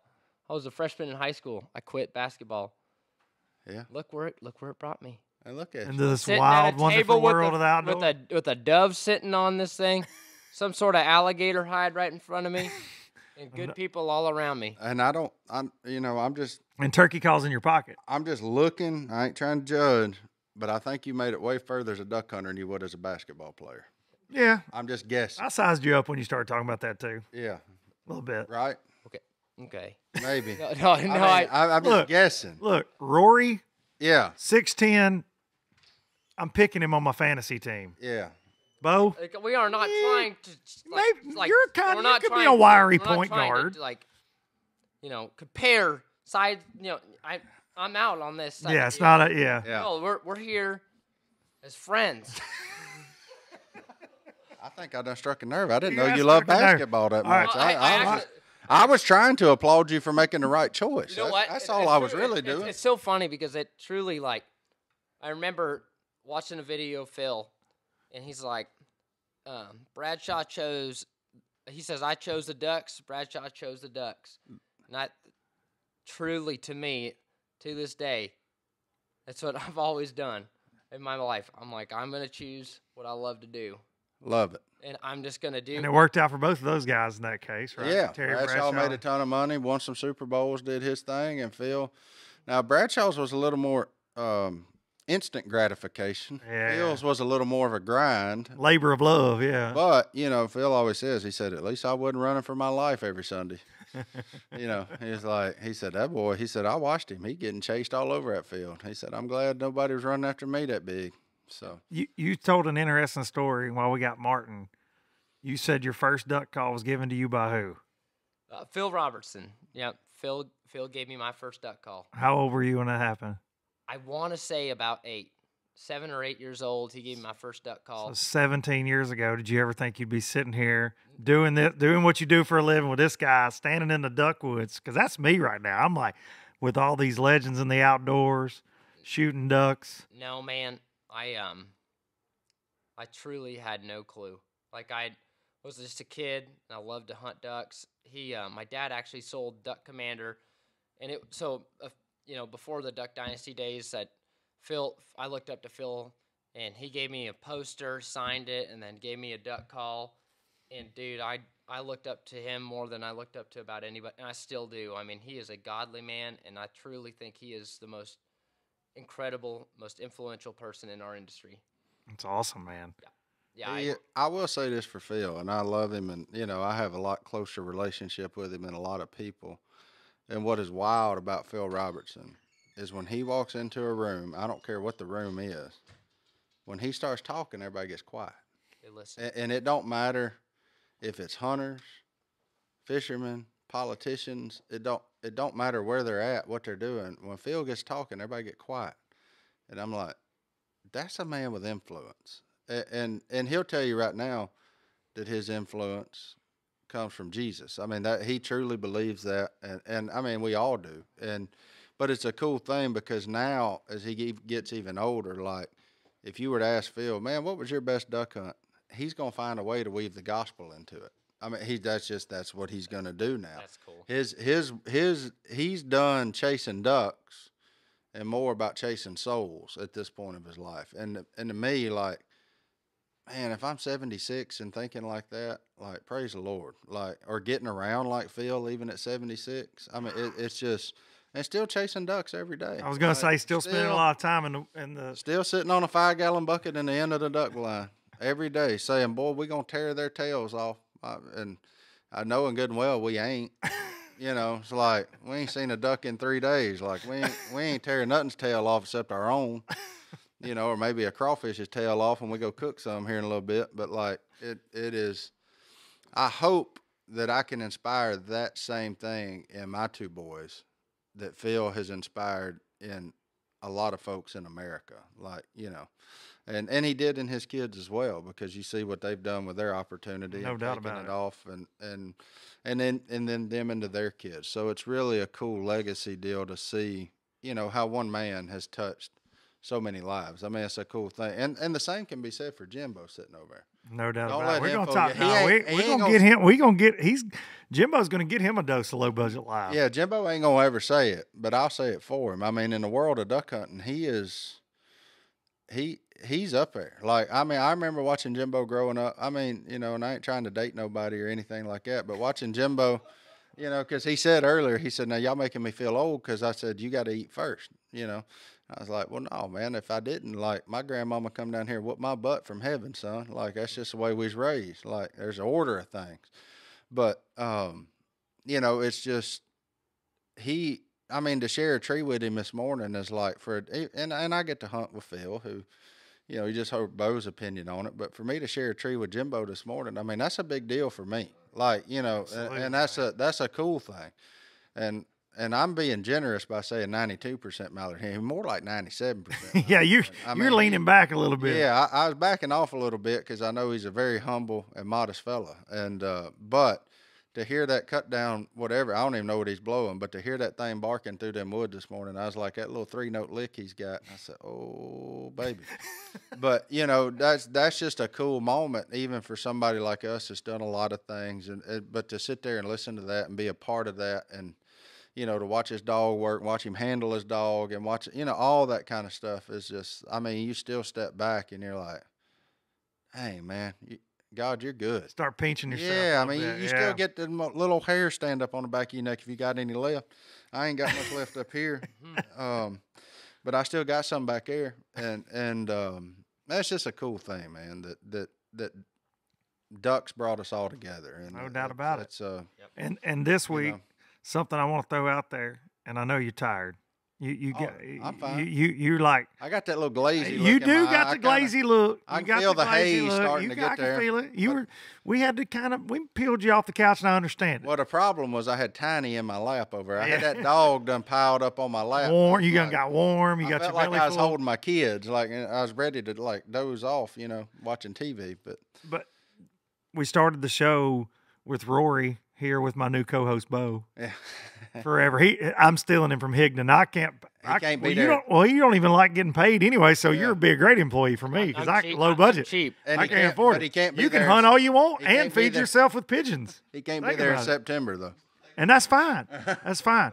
But Xpress or March we got or Rory. April. We got Rory here president of Xpress. We got Clay Connor here, VP of marketing, who put all of us together. But you've kind of shifted in the last few years into this bass fishing world. And we talked about this at the classic podcast we did, but you got an X19. Yeah, absolutely. You're running around bass fishing more than you're not, like when it's not duck season. Yeah, when it's not duck season. But you're hooked in with some hooligans. Yeah, they decent at it. In the bass fishing world. I mean, I get tired of getting my bottom dwellers like Jacob Wheeler, Dustin Connell, Mark Daniels, guys that don't get a lot of bites. Yeah. Yeah, they're not many at all. Guys that are just, they're learning from you, I would I really think they glean a lot from me. I think they've even been accused of using me for help, and I'm like, if you follow me fishing, that's your fault. No, so you think that the other pros are throwing shade at them because of their relationship with you? Yeah, it's just jealousy, Really? Yeah, I mean, when you get to run around with a mature athlete like myself, yes, that's fine-tuned. Yeah, I mean, I am. I mean, I feel like I'm in my prime. I mean, my back doesn't, but the rest of me does. But no, I enjoy fishing, and the same deal. I like how it brings everybody together. And look, same thing, yeah. And the same deal, like fishing got me to Mark Daniels Jr., MDJ, but that fishing let me find out of a shared love for ducks that Mark had. Loves them. Loves to duck them. hunt, yes. And now we duck hunt together a few times a year. And so now I have another hunting buddy and who's from a completely different walk of life than the rest of us. Yeah. Like from inner city California, grew up out there on the California Delta bass fishing, then moved out east because he wanted to be a professional fisherman. And now we duck hunt together a handful of times. I mean, you can't write that story. Like, how do you tie those things without the good Lord and without the outdoors? Like, you can't do that. And that's just a really cool thing. I tried to get Wheeler to do it, but I don't really think I want him to do it because he's going to become obsessed, and then he's going to become better than me. And I just ain't got time for that negative energy in my life. Yes. I think he would just beat you at it. We know that. Oh, he would. He wouldn't stop until he did. It's so fun hearing those like him being so competitive. It reminds me of Van Damme. Like when Van Damme was just taking everybody's lunch money. They're like, dude, he'll beat you at ping pong. Oh, yeah. He'll beat you in a foot race. He'll beat you at food, whatever. You name it. He's going to do it better than you. He's going to figure out how to beat your brains out and enjoy every second of it. Jacob is the exact same way. 100%. Exact same way. Yeah, and he gets a lot of flack for beating their brains out every week, and I don't know why. He just works harder than everybody else, and I know that may be uncomfortable for some to hear. Yeah. But I ride around with him. I know how hard that boy works at that. Oh, he don't sleep. No, he don't. He don't sleep. No, he's wild. Built a new house with a new, pool that's deep enough to test all of his baits in. Like, I mean, who's going to stand out there and reel their cricket through a swimming pool just so they can see what it does? No, man. I'm going to peel that thing out the package and tie it on and hope for the best. Like, send her out there. I may not get it back. I may throw that $12.99 rascal out there and it may not come back. I don't care. Let's keep tie on another one. We got another one. Yeah, but not have Jacob send some more. Yeah, hey, DQ. Yeah, some more. Yeah, we need some of them DTs, baby. Yeah. Some of them DTs. But I mean, just to think, like, to go through, I ain't never thought about looking at what that thing does. Of course, Louisiana, you can't see more than 6 inches. Wouldn't matter. Fish can't even see it. Yeah, it's like, let me just feel it. Yeah, it feels right, But yeah, this the kind of stuff. But it's the same deal. We all take pride in our work, and watching a pro be a pro in their whatever field of choice it is awesome. I don't care what it is. It's a fun thing to watch, and it's a cool ride to be a part of because them boys they're catching them, and and me and Mark are actually gonna hunt together next week, so he'll be in the 20th through like the 24th. So we're going. He's coming down your way. Yeah, he's got a place in Eudora, and Eudora is only about an hour and a half from West Monroe. So we'll either meet. We'll bounce around together and have some fun and yeah, we'll laugh and we'll cut up and we'll shoot. He's the best. We'll shoot little guns and he'll be mad and he's like, I can't shoot this little thing. And I'm like, no, you just got to stay with it. Stick with it. I said, just like a spinning rod. You didn't like it the first time you picked it up either. Then he won a lot of money on it. Then he won a lot of money up there at Wahi on it. That's right. He said, you know what? I think I like his spinning pole. All of a sudden, he was Mr. Flipping Stick for a long time. Now the spinning rod's okay. Yeah, he was heavyweight. Now he'll throw a drop shot every day of the week. So all right, I'm going to put you on the spot right here. Go ahead. In front of all these low-life and bass fishing, duck hunting, deer hunting, turkey hunting fans. Will the new format and BPT keep keep things the same, because you see internet chatter. Oh, they're changing the format so Wheeler will stop beating their brains out. Will he win Angler of the Year? I mean, because he's right there, right? Yeah, Jordan, they're duking it out all the time now. Will he do it? It's going to be a bigger surprise to me if he doesn't. Me too.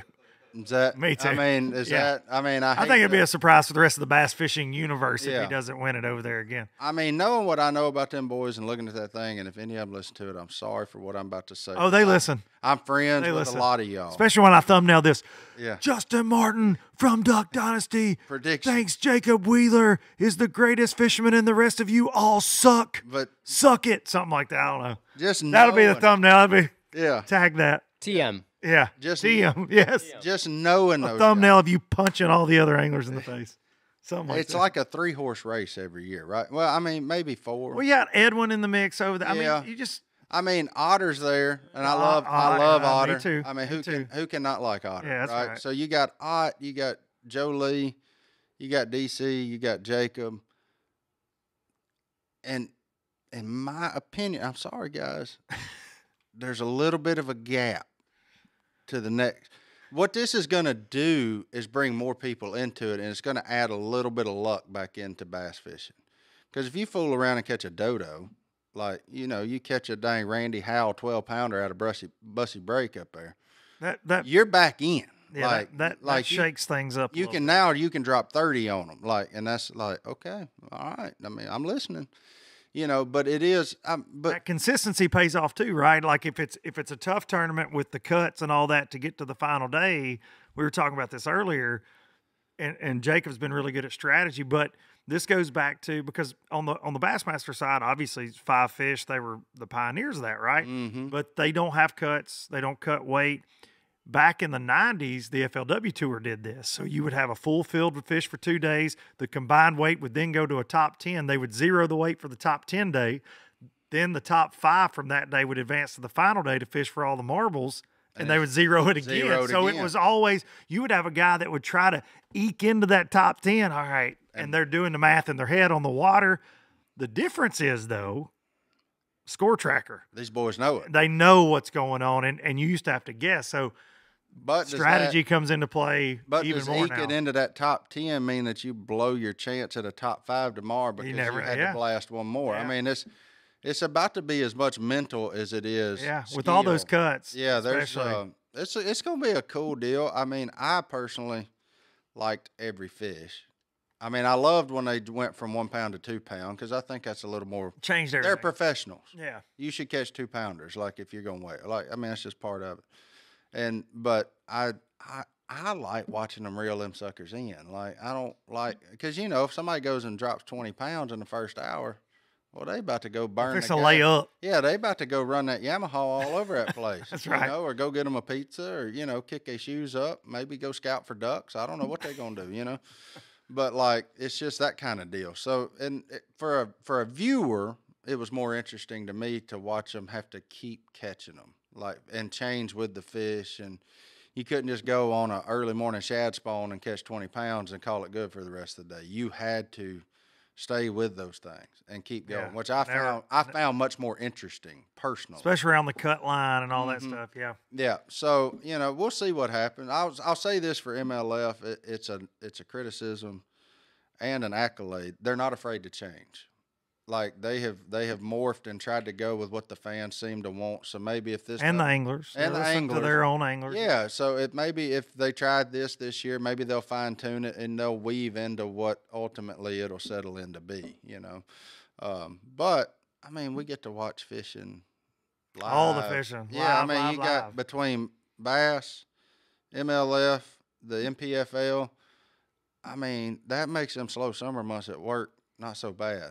Because, I can pull it up on streaming. I don't watch it, but I listen to it. And then if something happens, I want to go back and see, I can just, move screens. I'm like, oh, man, that was awesome. Then, go back. And so that's that's super cool for where we are as a society, that fishing is getting that much attention. Oh, yeah. Like, you know, I'm glad duck hunting don't. No live streaming duck hunt. We don't need any of that. No, we a little rough around the edges for all that. Beau, can you and I, if they ever go to live stream duck hunting, can you and I commentate that together? Because I'm already commentating some pro fishing.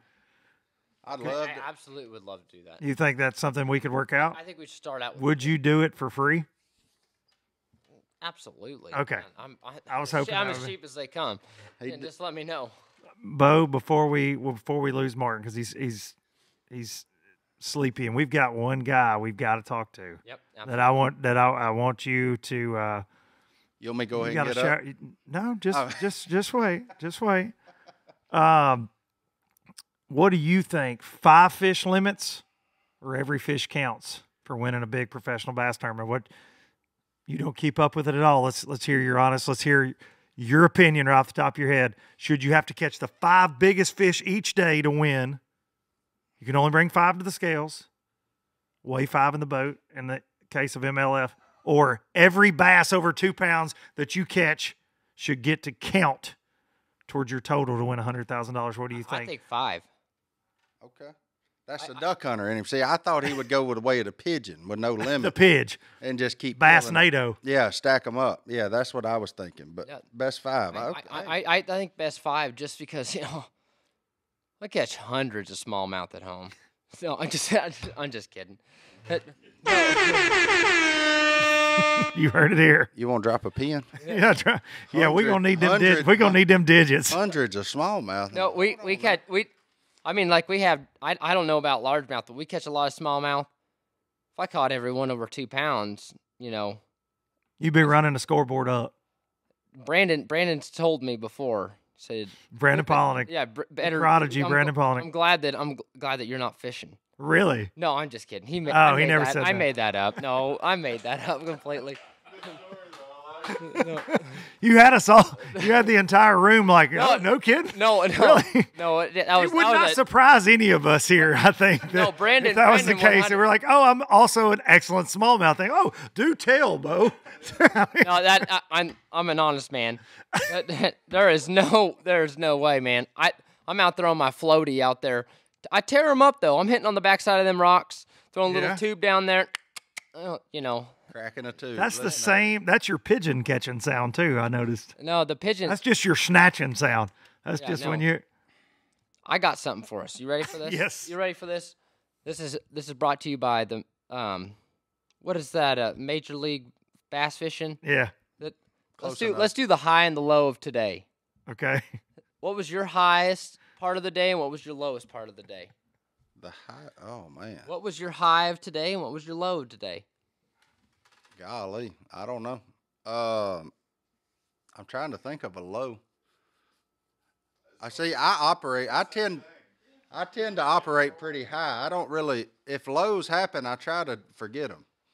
And I don't really have anything that I would call a low for today. Low make you appreciate 2 a.m. Getting up at 2 a.m. to drive, but you're used to that. Yeah, I mean that's like going back to my roots of public duck hunting. That's not the only thing that changed is I would get up at 2 and drive 45 minutes to the hole and then have to sit there till 4 and then have to race everybody.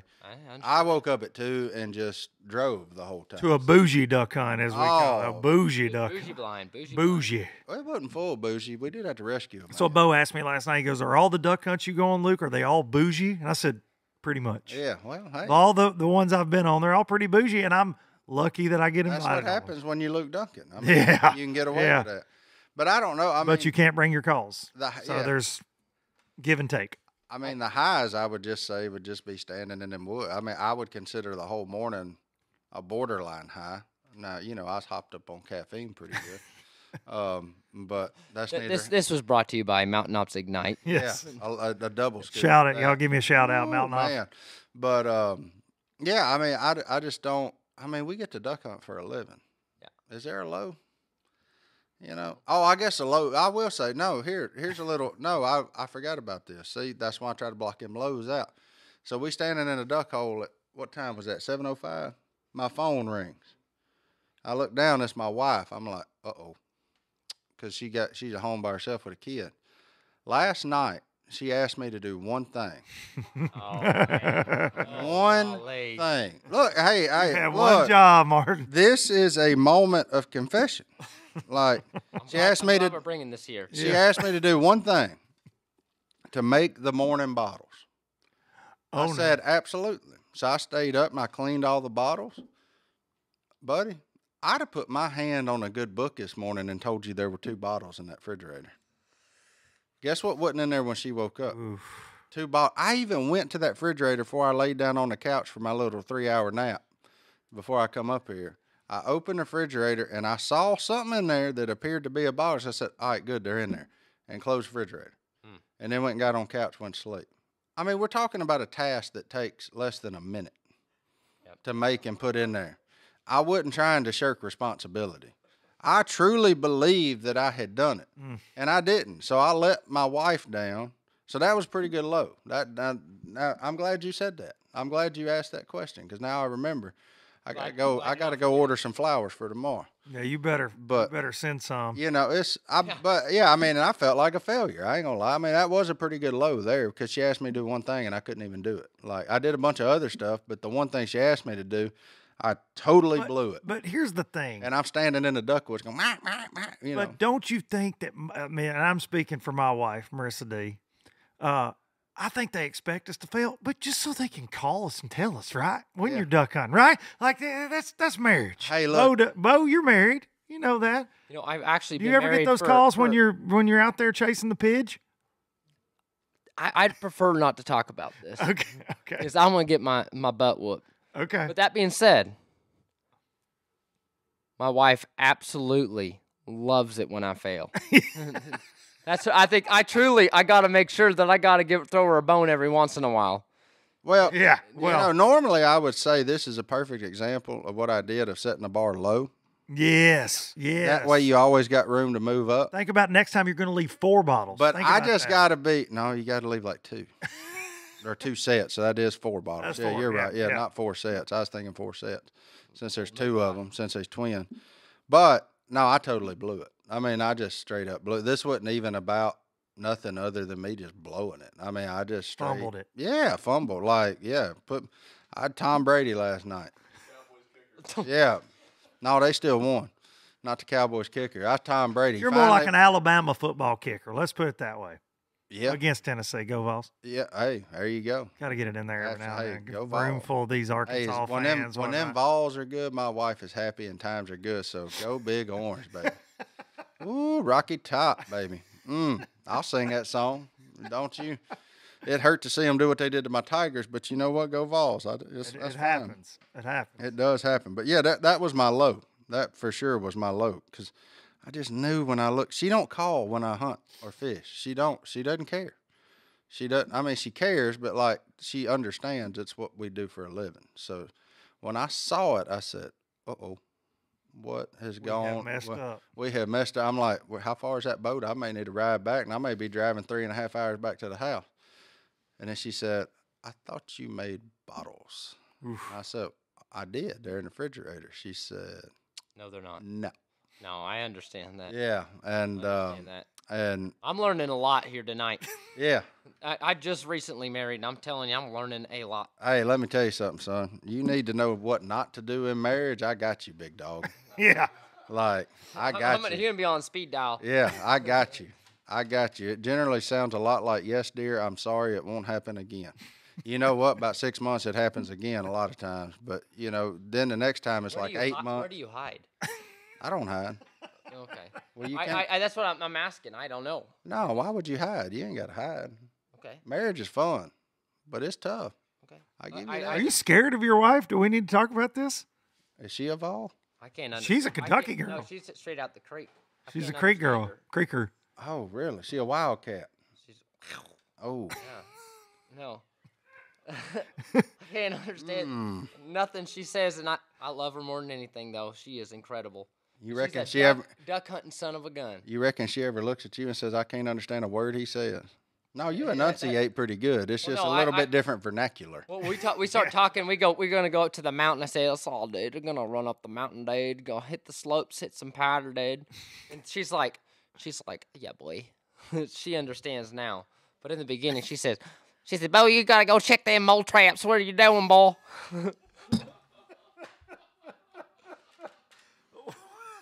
What's your wife's stance on groundhogs? Backyard groundhogs. She it's not indifferent. She actually does not. Her mama taught her. Says you go in the ditch, hit a groundhog. They said they break more horses' legs. That's true. Than any other animal out there. Lexi has made a very harsh stance on it, and I feel very prominent that we take them out. Have you ever heard of anyone double lunging a groundhog? No comment. That's what the Constitution is there Justin for. Martin, everybody. Yeah, amen. Who you got, Jimbo? I think we got to close this thing out with a world champ and all the world champs, and then just me sitting here. And thank you for coming to my podcast. Low budget. Live. Not so live. Not so live. I'm glad you came here. No budget live, not so live. Jimbo, let's go. Jimbo may not do it. You're up. Jimbo's asleep. 5 minutes, fine. Jimbo, we're sorry. We can run this as long as we want. This is our podcast. It's our show. Now. We may be doing this in the morning when you guys get up to go. Now that I got a new co-host, the sky's the limit. As long as the camera has battery, we can do this. Ladies and gentlemen, Jim Ronquest. We got a world champion. The man, the myth, the legend. I mean, this segment's actually brought to you by Drake Waterfowl. Yes, it is. Welcome. Officially, unofficial, official. Yeah. Officially brought to you by Drake. Let's start out with this high and low. Why not? High and low. Let's this get is a high and low right off the top. We're on Low Budget Live. This is brought to you by Drake Waterfowl. Yes. And Mr. Jimbo. Man, that's awesome. I'm just happy to be here. What do you think, Jimbo, when people like Justin Martin say you are 92, potentially 97% hen mallard? Man, he's been heavily fertilized.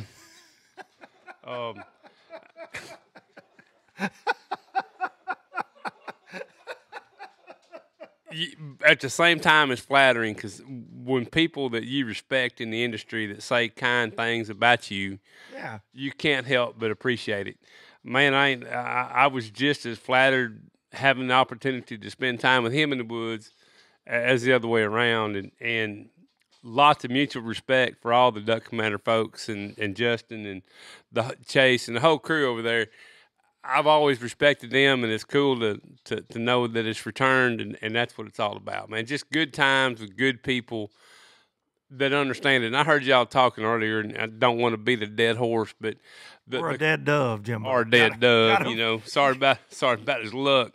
But it was cool because of the fact that a lot of us had never spent time together hunting. And everybody kind of fell in place and knew what to do, you know, and that was kind of cool. And I appreciated that. So, good times, man. Good times. Enjoyed doing it. Listen, I compared it at one point to Justin. I said, when I threw up to shoot my first mallard there this morning, I said, man, I felt like I was playing catch in the backyard with Tom Brady. I had to make that shot. Y'all were all watching me. I was holding over the gun up, and I'm like, oh, okay, no big deal, Luke. Make it happen. It was pressure. It's dead-eye dick, brother. I got him. I folded him up. Now, I missed a couple more times after that. We won't talk about that. Look here, you know what all these ammo companies, they making fresh bullets every day. They make money off of guys like me, trust me. They love it, you know. I personally, though, my shooting got worse after Rory got stuck in that hole because I was so worried about him. Because it took him out of the hunt mentally. He was really upset after that, and I was upset, and Justin was upset because he saved him, and it was a harrowing experience for all of us, Jimbo. I think we can say that. So that really shook my shots up.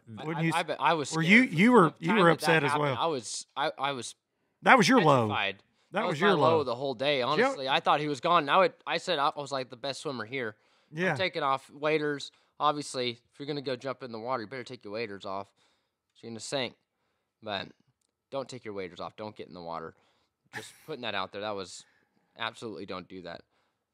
That was this veteran duck guru is like, what are you doing, Bo? Don't make that suggestion, Bo. He looks over at me. He's like, this is the next generation, and he's like, this is what he's turning it over to. Yeah, this is the next generation of duck hunters, and he's like, why? Could have been anybody else. No, actually, y'all read that wrong. So look here. I spend a lot of time in the water from October through the end of January and February.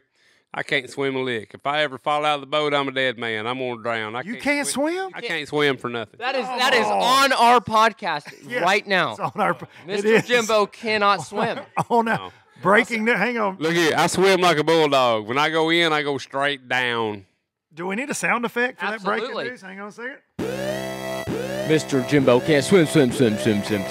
You're correct. Breaking news. So my whole point there is when it gets bad, is just throw him a line and go to pulling. You know, don't strip off, don't nothing. Throw him a line and go to pulling. Jimbo, this would absolutely would have been something good to know at the beginning of the day. If something would have happened to you, we would have just guessed you could have swam. Oh no, I can't swim. You signed a liability release. I did to be here.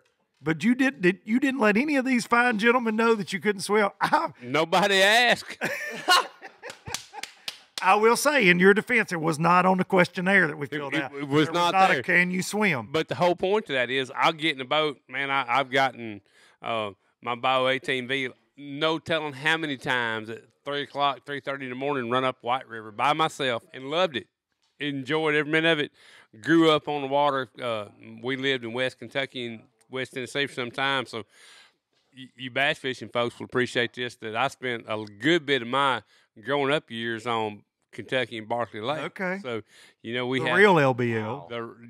So I get it. You know, grew up around it. But I was always a fat kid, didn't want to be around the pool with my shirt off, so I wasn't about to learn how to swim. So I just didn't. Yeah, but at the same time, water doesn't, I'm not scared of it. I just know I can't swim. It's that simple. That's why. Really? So, and I stepped that. off in a deep spot this morning, and for just a minute, I thought I was going to have to ask for some help. I didn't. I made my way up out of there. But I feel when Rory goes, man, I might need a hand. Things are getting rough. You know it's deep. I get it. It's deep when it's up to the damn chest. sure deep. So it's deeper than I need to be in if that boy's in trouble. That's right. So anyway, it's all good. So the whole point to it is pay attention to what you're doing. When you're out and stuff like that, try to think of ways that you can use to help you out. So, you know. Be thinking ahead, you mean. Be thinking ahead. And you never know what's going to happen, right? No, you don't. But don't be afraid to stick that shotgun in the water to push yourself back up, or a great walking stick when you need one. I don't care if it's an 870, a Benelli, a Super X4. I don't care what it is. All of them in pretty good shape. They get wet, you dump that water out of them, they'll keep shooting. I promise. They're shaped like a stick for a reason. Get you out of that hole. Amen. Amen. Just good times, good things, a lot of fun. Big thanks to the Herndon family and Rory and Clay and having everybody in to do this kind of thing. We shot a few ducks here in mid-January. Unprecedented warm weather. I noticed the buttercups bloomed today. Unbelievable. Yesterday when I parked there, they weren't there. Today, down that road right there, all them pretty yellow buttercups. Middle of January. That's early, man. That's early. It feels like we need to be turkey hunting. Yes. And that's my other passion in life is spring turkey season, and it's way off. It'll get cold, it'll get holed up, but just interesting to see what Mother Nature throws at us. Every year. Every year's different. It's so crazy whenever you think about the seasons. Obviously, all the hunting seasons pretty much the same dates. You know, start dates, same time frame every year. Fishing tournaments, the schedules move around, but we always think about, like, if I see a schedule comes out, oh, we're going to be on the Arkansas River in March. Well, you always have an idea in your mind, well, seasonal pattern. But like you said, Mother Nature throws something different at us every year. You could go to the same lake 6 years in a row, and it will never fish the same. Never, I don't ever. care where it's at, and it's the same way with hunting, man. You can have a banner year, like Rory was saying, and all you guys have been saying. Martin, duck season's been incredible this year. Last year, not so good, and it just you never know. You never know what you're going to get into. You don't know the what outdoors, you're gonna get. And that's why we all keep coming back. Well, you know, it's kind of like if it was the same all the time, and if it was absolutely predictable, it would take some of the fun out of it. You know, I use a line when you talk about waterfowl, talking about the mystery of migration. And there's a certain mystery to it that draws us all in. And it's not just ducks, it's upland birds, it's fish, it's everything that goes into the outdoor sports. Shoot, hunt, fish, it's all part of it. That mystery of how we think we know, but how are the critters going to be affected by the environmental pressures that's being put on them, and how are we going to be able to react? And that's what makes us outdoors people. It makes us want to study what we do and continue to do so. So not every day is going to be the same. Now you think, okay, it's going to be like this. We knew this morning it was warm, it was really foggy, and there was no wind. So I knew things were going to be a little tough, but wasn't no bang upper, but it wasn't horrible. It was a solid fare, and I'll take a solid fare every day. I love it. I love it. All right, so for the folks, the fishing folks, we're all about titles and trophies and things in the bass fishing world. Talk about your world championship.com. I got to hear this. Man, look, the biggest compliment I've ever got was when Justin Martin said something about he sounded like a moutered hen. That's what it's all about. I was fortunate enough, blowing in the contest world, to win a world championship way back in 2006. I chased it pretty hard. It was a fun time. You know, contest duck calling back in those days, and still is, in all fairness, opportunity to meet like-minded individuals, you know, and be around people that you have similar ideas with, makes you a better duck call operator, makes you want to do better things and be more of it. But it ain't about calling ducks. It's about blowing a duck whistle is what it's about. The big thing that I appreciate, and back to Justin's compliment about, you know, sounding like ducks, that's what it's all about. So I grew up, how can I do a better job communicating with critters, right? Tricking them, talking them into giving up. And that's kind of what it's all about. And I'm fortunate to live in a place where I can sit and listen to ducks on the field by the house at night and whatnot. And like you listen to Brooke and Beau, and all these guys are excellent. I ain't no different than any of these guys. You take and you listen to that and you try to emulate it, and that's what we all try to do. I'm no different, no better, no worse than any of these other guys, and they're the same with them. You know, you listen to Beau and Brooke, they're freaking awesome. So I mean, it's just fun to be around like-minded individuals doing what we enjoy to do. Amen to that, and that's what this week's been about down here at 5052, thanks to this bunch. Amen on that, all together. And all I know is we get one more morning where I get to share a duck blind with this bunch and pretend like I know what I'm doing, you know. I'm hoping, Jimbo, and I'm putting you on the spot here, there's a camera, you know, there's going to be probably at least somewhere between 1 and 1 million people watch this. Will you teach me how to use the duck call tomorrow? Man, it ain't hard if you can talk. I tell this to folks all the time. I say, man, I can't hardly blow a duck call. I struggle doing this. If you can talk, you can blow a duck call. Listen, I can talk. Y'all know, y'all been around me for 2 days. I've been around you for 2 nights, and I can tell you can talk pretty damn good. So, oh man, I am very confident. Listen, I'm very confident we can get you blown a duck call. Jim, I didn't get in trouble a lot in school for many things, but I did get in trouble for talking in class too much. My mama got a lot of phone calls, bless her heart, especially in elementary school. You got to get this boy to shut up. Can you whistle? A little bit. Not good, though. If you can talk and whistle, we can get you blown a duck caller in about 5 minutes. Ain't no problem. Do you think I'll be at least 25% hen when you get finished with me, since you're 90? Is that a possible 90? You're 92. I'm going to shoot for 50. Damn. Listen, you turn me loose 50%. I'll come out here next time you'll see me. I'll have Drake head to toe, boy. I'll have me a new shotgun. That's all good. Now, look here. That's over my not shoulder. good. I said I'm shooting for 50. I didn't say I was going to get it. Hey, you'll learn real quick. First time you put a little bit of licking in that thing. But there's no better teacher on this planet than Mr. Jimbo. Than this guy right here. Period. End of story. We'll get you going in the right direction, partner. Well, I appreciate you. I appreciate you doing this. It's been awesome. Hey, man, I appreciate you letting me be a part. Wow. Being a part of this is cool. It's just the whole deal. It's what it's all about. It's why I enjoy being a part of our. I heard Justin say it earlier, industry. I don't know a better word of it, but, you know, we get to do a lot of cool things. But the best part of what we get to do is we get to meet some really cool people and get to spend time in God's great outdoors. And that's a cool thing, man. That's a really cool thing. Get to wake up, I say it every day, get to wake up on this side of the dirt and get to do what we do. It's all good. Nothing like it. You know, I read stuff all the time. I see where folks say, man, we're just going through the grind. We just grinding away. We just doing this grind of duck season. We're grinding, just grinding it out. Well, look here, partner. If it's a grind, you need to go find you a new job. That's right. Because if it's that bad, go find you something else to do, man. Go be an accountant. Go do something else. But if it's a grind, damn it, man, go find something else. Because I'm tired, but I love it. Yesterday morning was the first morning I did hunt since the day after the freeze. So that was December 27, 28. That was, what, 17, 18, 19 days straight. I didn't hunt yesterday morning. It's not a grind, man. I'm not going to say I don't get tired, but I ain't never got tired of it. And I get aggravated when I hear. Now, I realize the play on words folks try to do. I get that. But if you're going to use it for the literal definition of the word grind, it's wrong. And like I said, I'll say it again. If it's a grind to you, go find you a new hobby.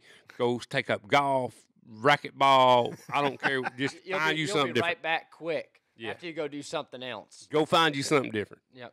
I love it. You go build fence for a whole winter, and then come back to duck guiding. I'm telling you one thing, you're going to love duck. Oh, yeah. You bet. And the guiding days, the full tilt guiding days, as you well know, are tough. I mean, they're long hours. And I'm not saying it's not hard work. Yep.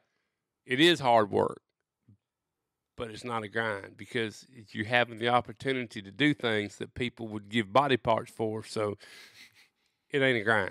Jimbo, I'll leave it at that. Have you ever had it, like, we have these long days, long nights, you know. Have you ever had days where you look back and you're like, I wish I hadn't have gone that day? I don't think that. No, I don't think I've ever had that. And my dad always told me, he said, Beau, we go on these big walks for elk. I go and we walk 10 miles. We always get back to the truck. We're dying. We're hurting. We get down, we sit down, we drink a little bit of water, and we look back. And I've never in my whole entire life looked back and said, I really wish I didn't do that walk. Never, ever. I can remember a couple of hunts when I was in the guide business. And when you get to a point where you can choose your days, you know, which makes sense. You don't have to go every day if you don't need to. But I had some guys in camp, and we were hunting, and I mean, it was pouring down, raining. It was raining pitchforks and tater tots, man. I mean, it was raining hard. And I can remember. You are 100% related to my wife. I ain't ever, and that's there's only one other person that talks like that, and that's my wife and Miss Rosie. Yeah. She talks like that too, and you guys speak fluent Creek, but I've learned it, so I know what you're talking about. Pitchforks and tater tots. Since you better watch out. That's right, and it's raining pretty hard. And I remember having my hood pulled up on my head and my arms drawn up, you know, like I'm kind of almost in bed, you know. And every now and then I look up underneath my hat and I go, pat, pat, pat, pat, pat. I pull the hood up. I snuggle back in. I see that water dripping off the front of my hat bill. I go, got to think after a little bit. I said, you know, it's cold and it's wet. But it's kind of cool, you know. But we wasn't going to shoot nothing. And I knew we wasn't going to shoot nothing. But them folks paid good money to come go hunting. And I give them an option. We could hunt. They want to have to pay my day rate. Or we could go lay up and drink coffee and go eat breakfast. And it was on, I mean, they didn't have to pay a day rate. But they chose to go take that chance and have that opportunity. And that's worth a lot. And if we ever lose that, we're done. You know? Yep. And it was cold and it was wet, but I had on good gear. Yep. I stayed dry. It was all good. You'll never forget that day. And I'll never forget it. And I don't regret doing it. Yep. You know? Now, if I didn't have to go hunting that morning, I probably would have chose to stay in bed and throw a leg around Miss Rosie. But at the same time, it was all good. She was glad that it was raining tater tots and pitchforks. That's exactly right. Man. You know, but it's all relative, right? So, but it was not a grind. I openly chose to go get in a boat, get a dog, and go hunting. And that's something I think a lot of folks take for granted, that we have that opportunity to enjoy God's great outdoors and enjoy the North American wildlife management plan have the opportunity to do what we do, and we just need to be appreciative of that. That's a great way to put it. I got one more question, if you guys don't mind. Okay. Jimbo. Hurry up, I got to pee. Okay, I'm sorry. Have you had, we've had these days. We get to hunt a lot. The days where you didn't want to get up, what's your best day where you didn't want to get up, but you did anyways, that you could think of? You've had a few of them where you're like, I don't want to get up tomorrow. It's going to be crappy conditions, but you just go out and you actually have a great day. Do you have anything that sticks out in your mind? Man, there's been several, actually. There's been a lot of times that, you've had a long day, a late night, you're entertaining, you're doing whatever, and you're tired, and the alarm goes off, you think, man, another 15 minutes. Yep. And you get up, you hear that rain dripping off them gutters, and you're like, man, this might be a good morning not to go. But I can remember a time that kind of the same conditions as I just talked about with those folks. Yep. That we went, and for whatever reason, the tides changed, ducks turned, whatever, and we shot them up. And it was so much fun because everybody got soaking wet. Because I don't care what kind of gear you got. When you get to hunting and you start flipping your hood off and you're looking up and doing, you're going to get a little bit wet. Yep. I don't care what kind of gear you wear. You're going to get a little bit wet. That's the fun part. And that's part of it. Yeah. And man, I remember a morning it was like that, and it was pouring down raining. I don't know what changed, but we shot.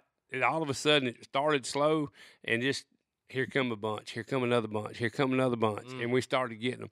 And I remember this one bunch of folks was hunting the big blinds where I started talking about my black hole theory in duck blinds. So you understand this. So you take a duck blind that's brushed, an oak brush or something like that. Folks get up in there and they want to open up their shooting hole. Yeah. I get up there and shoot. Yep. Well, it makes a square black hole, and I call it the great black hole of abyss. It scares the coon dog doo-doo out of every mounted duck that flies past it. And they've never seen that in Arkansas, have they? Oh, just everywhere.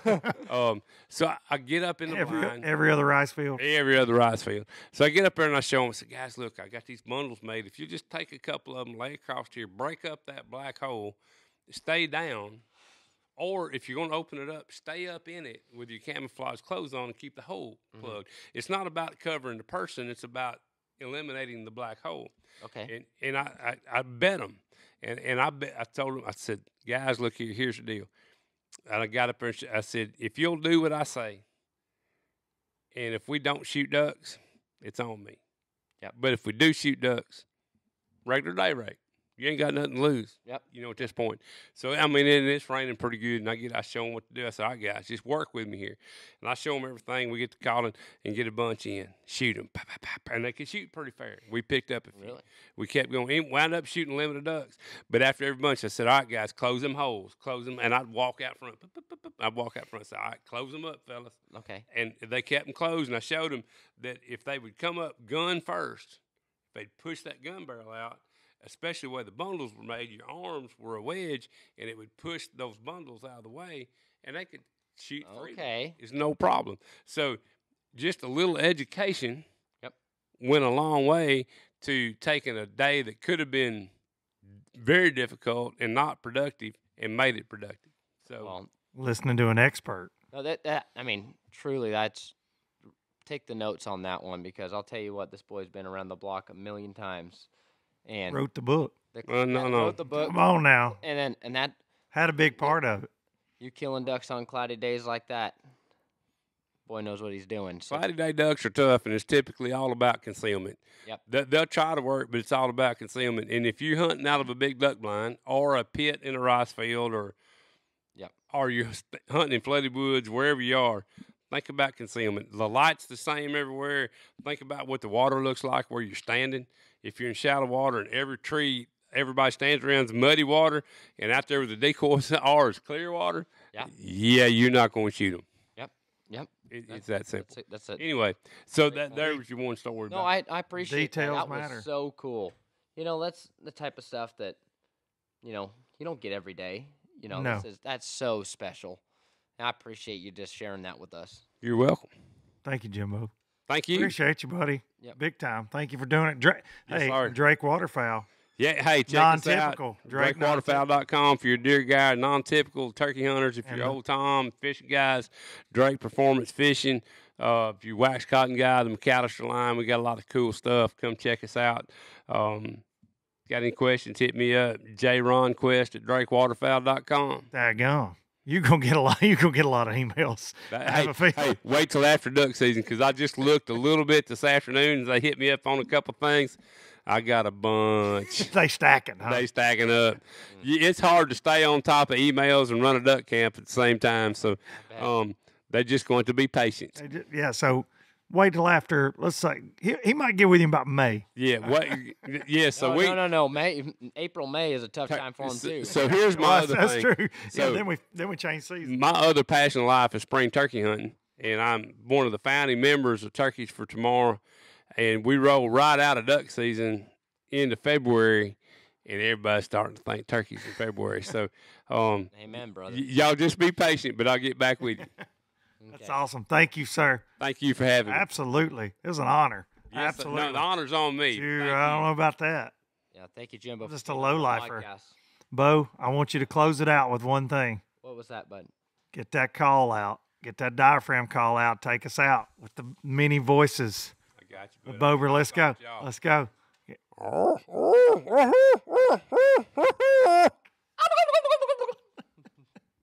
Golly. Listen, we've called in everything from coyotes to crows. One second, I gotta clean this call up a little bit. Oh, okay. For all you turkey hunters out there.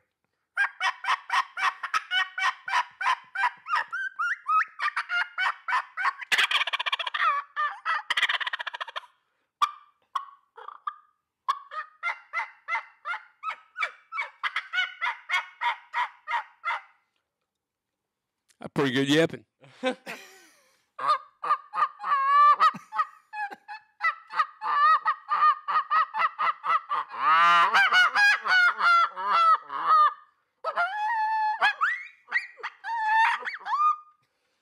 it is. And we'll end that with a Eurasian collar dove. There you go. Thank you, buddy. Well, that was a good time. Thank y'all. Really great thanks to Xpress Boats, Rory Herndon, Clay Connor, and crew. It's been awesome. This is awesome, man. Cool. All right. Well, that's all she wrote for this week's Low Budget Live. Thank y'all so much for watching that, for listening. I appreciate it. There's one thing about it. I know we're primarily bass fishing around here, but you know, anytime I get a chance to have a conversation or multiple conversations with people that I find interesting, that I feel like you low-lifers will definitely find interesting, or that you know that you're already fans of from a different part of the world, I'm going to do that. I love the in-person conversation. There was no way I was not going to document that week. I'm going to try to piece together a little duck hunting YouTube video too. I don't know what all, footage I got. I'm certainly no Beau Brooks with a camera. That's for sure. Somebody that I forgot to mention in the open of the show that I just completely brain dead. My dear friend Chris Vines from Xpress Boats was also in the duck blind with us this week, and one of my favorite folks to get to spend time with as well. He was there, and Chris is going to be joining TH Marine very soon. So awesome week with those guys. Rory Herndon, one of the classiest human beings you'll ever meet. Clay Connor, always putting great people together in a setting like that, and then letting me be a part of it, which is amazing. I have no idea what I've done to deserve that, but multiple thanks to Clay Connor, and thanks to all those gentlemen for taking the time after a long day of duck hunting and being up early and standing in the water, for putting up with me running my mouth here. Be sure to go follow all those guys. Jim Ronquest, of course, Martin Duckman. I know y'all are already following Martin most likely, but Beau Brooks, I think it's Beau Brooks 90 or Beau Hunter on Instagram, Beau Hunter 96. Go follow them. Higdon Outdoors, amazing content those guys are putting out. If you're a hunter at all, you will enjoy every single second of it. Oh, Beau gets to catch them smallmouth too. Trust me. But thank y'all for tuning in, and I will see y'all. Going to take you out with Biloxi Blues, of course. And then I'm going to see y'all next week. We're getting close to 200 episodes. Come on with it. From Jacksontown to Tupelo, I never could make it last. Spanish moss, a Civil War ghost, well, I'm gonna leave them in the past. any direction, Lord, I'll be fine. It don't matter east or west, north, south, wherever the wind blows, I'm leaving those burdens at rest. This highway, it does not know my name, and I don't care, no, I don't care. Heading my way for another place, and I got 3 good tires and a spare. Just a white line gypsy getting out of Mississippi with just enough gas to get there.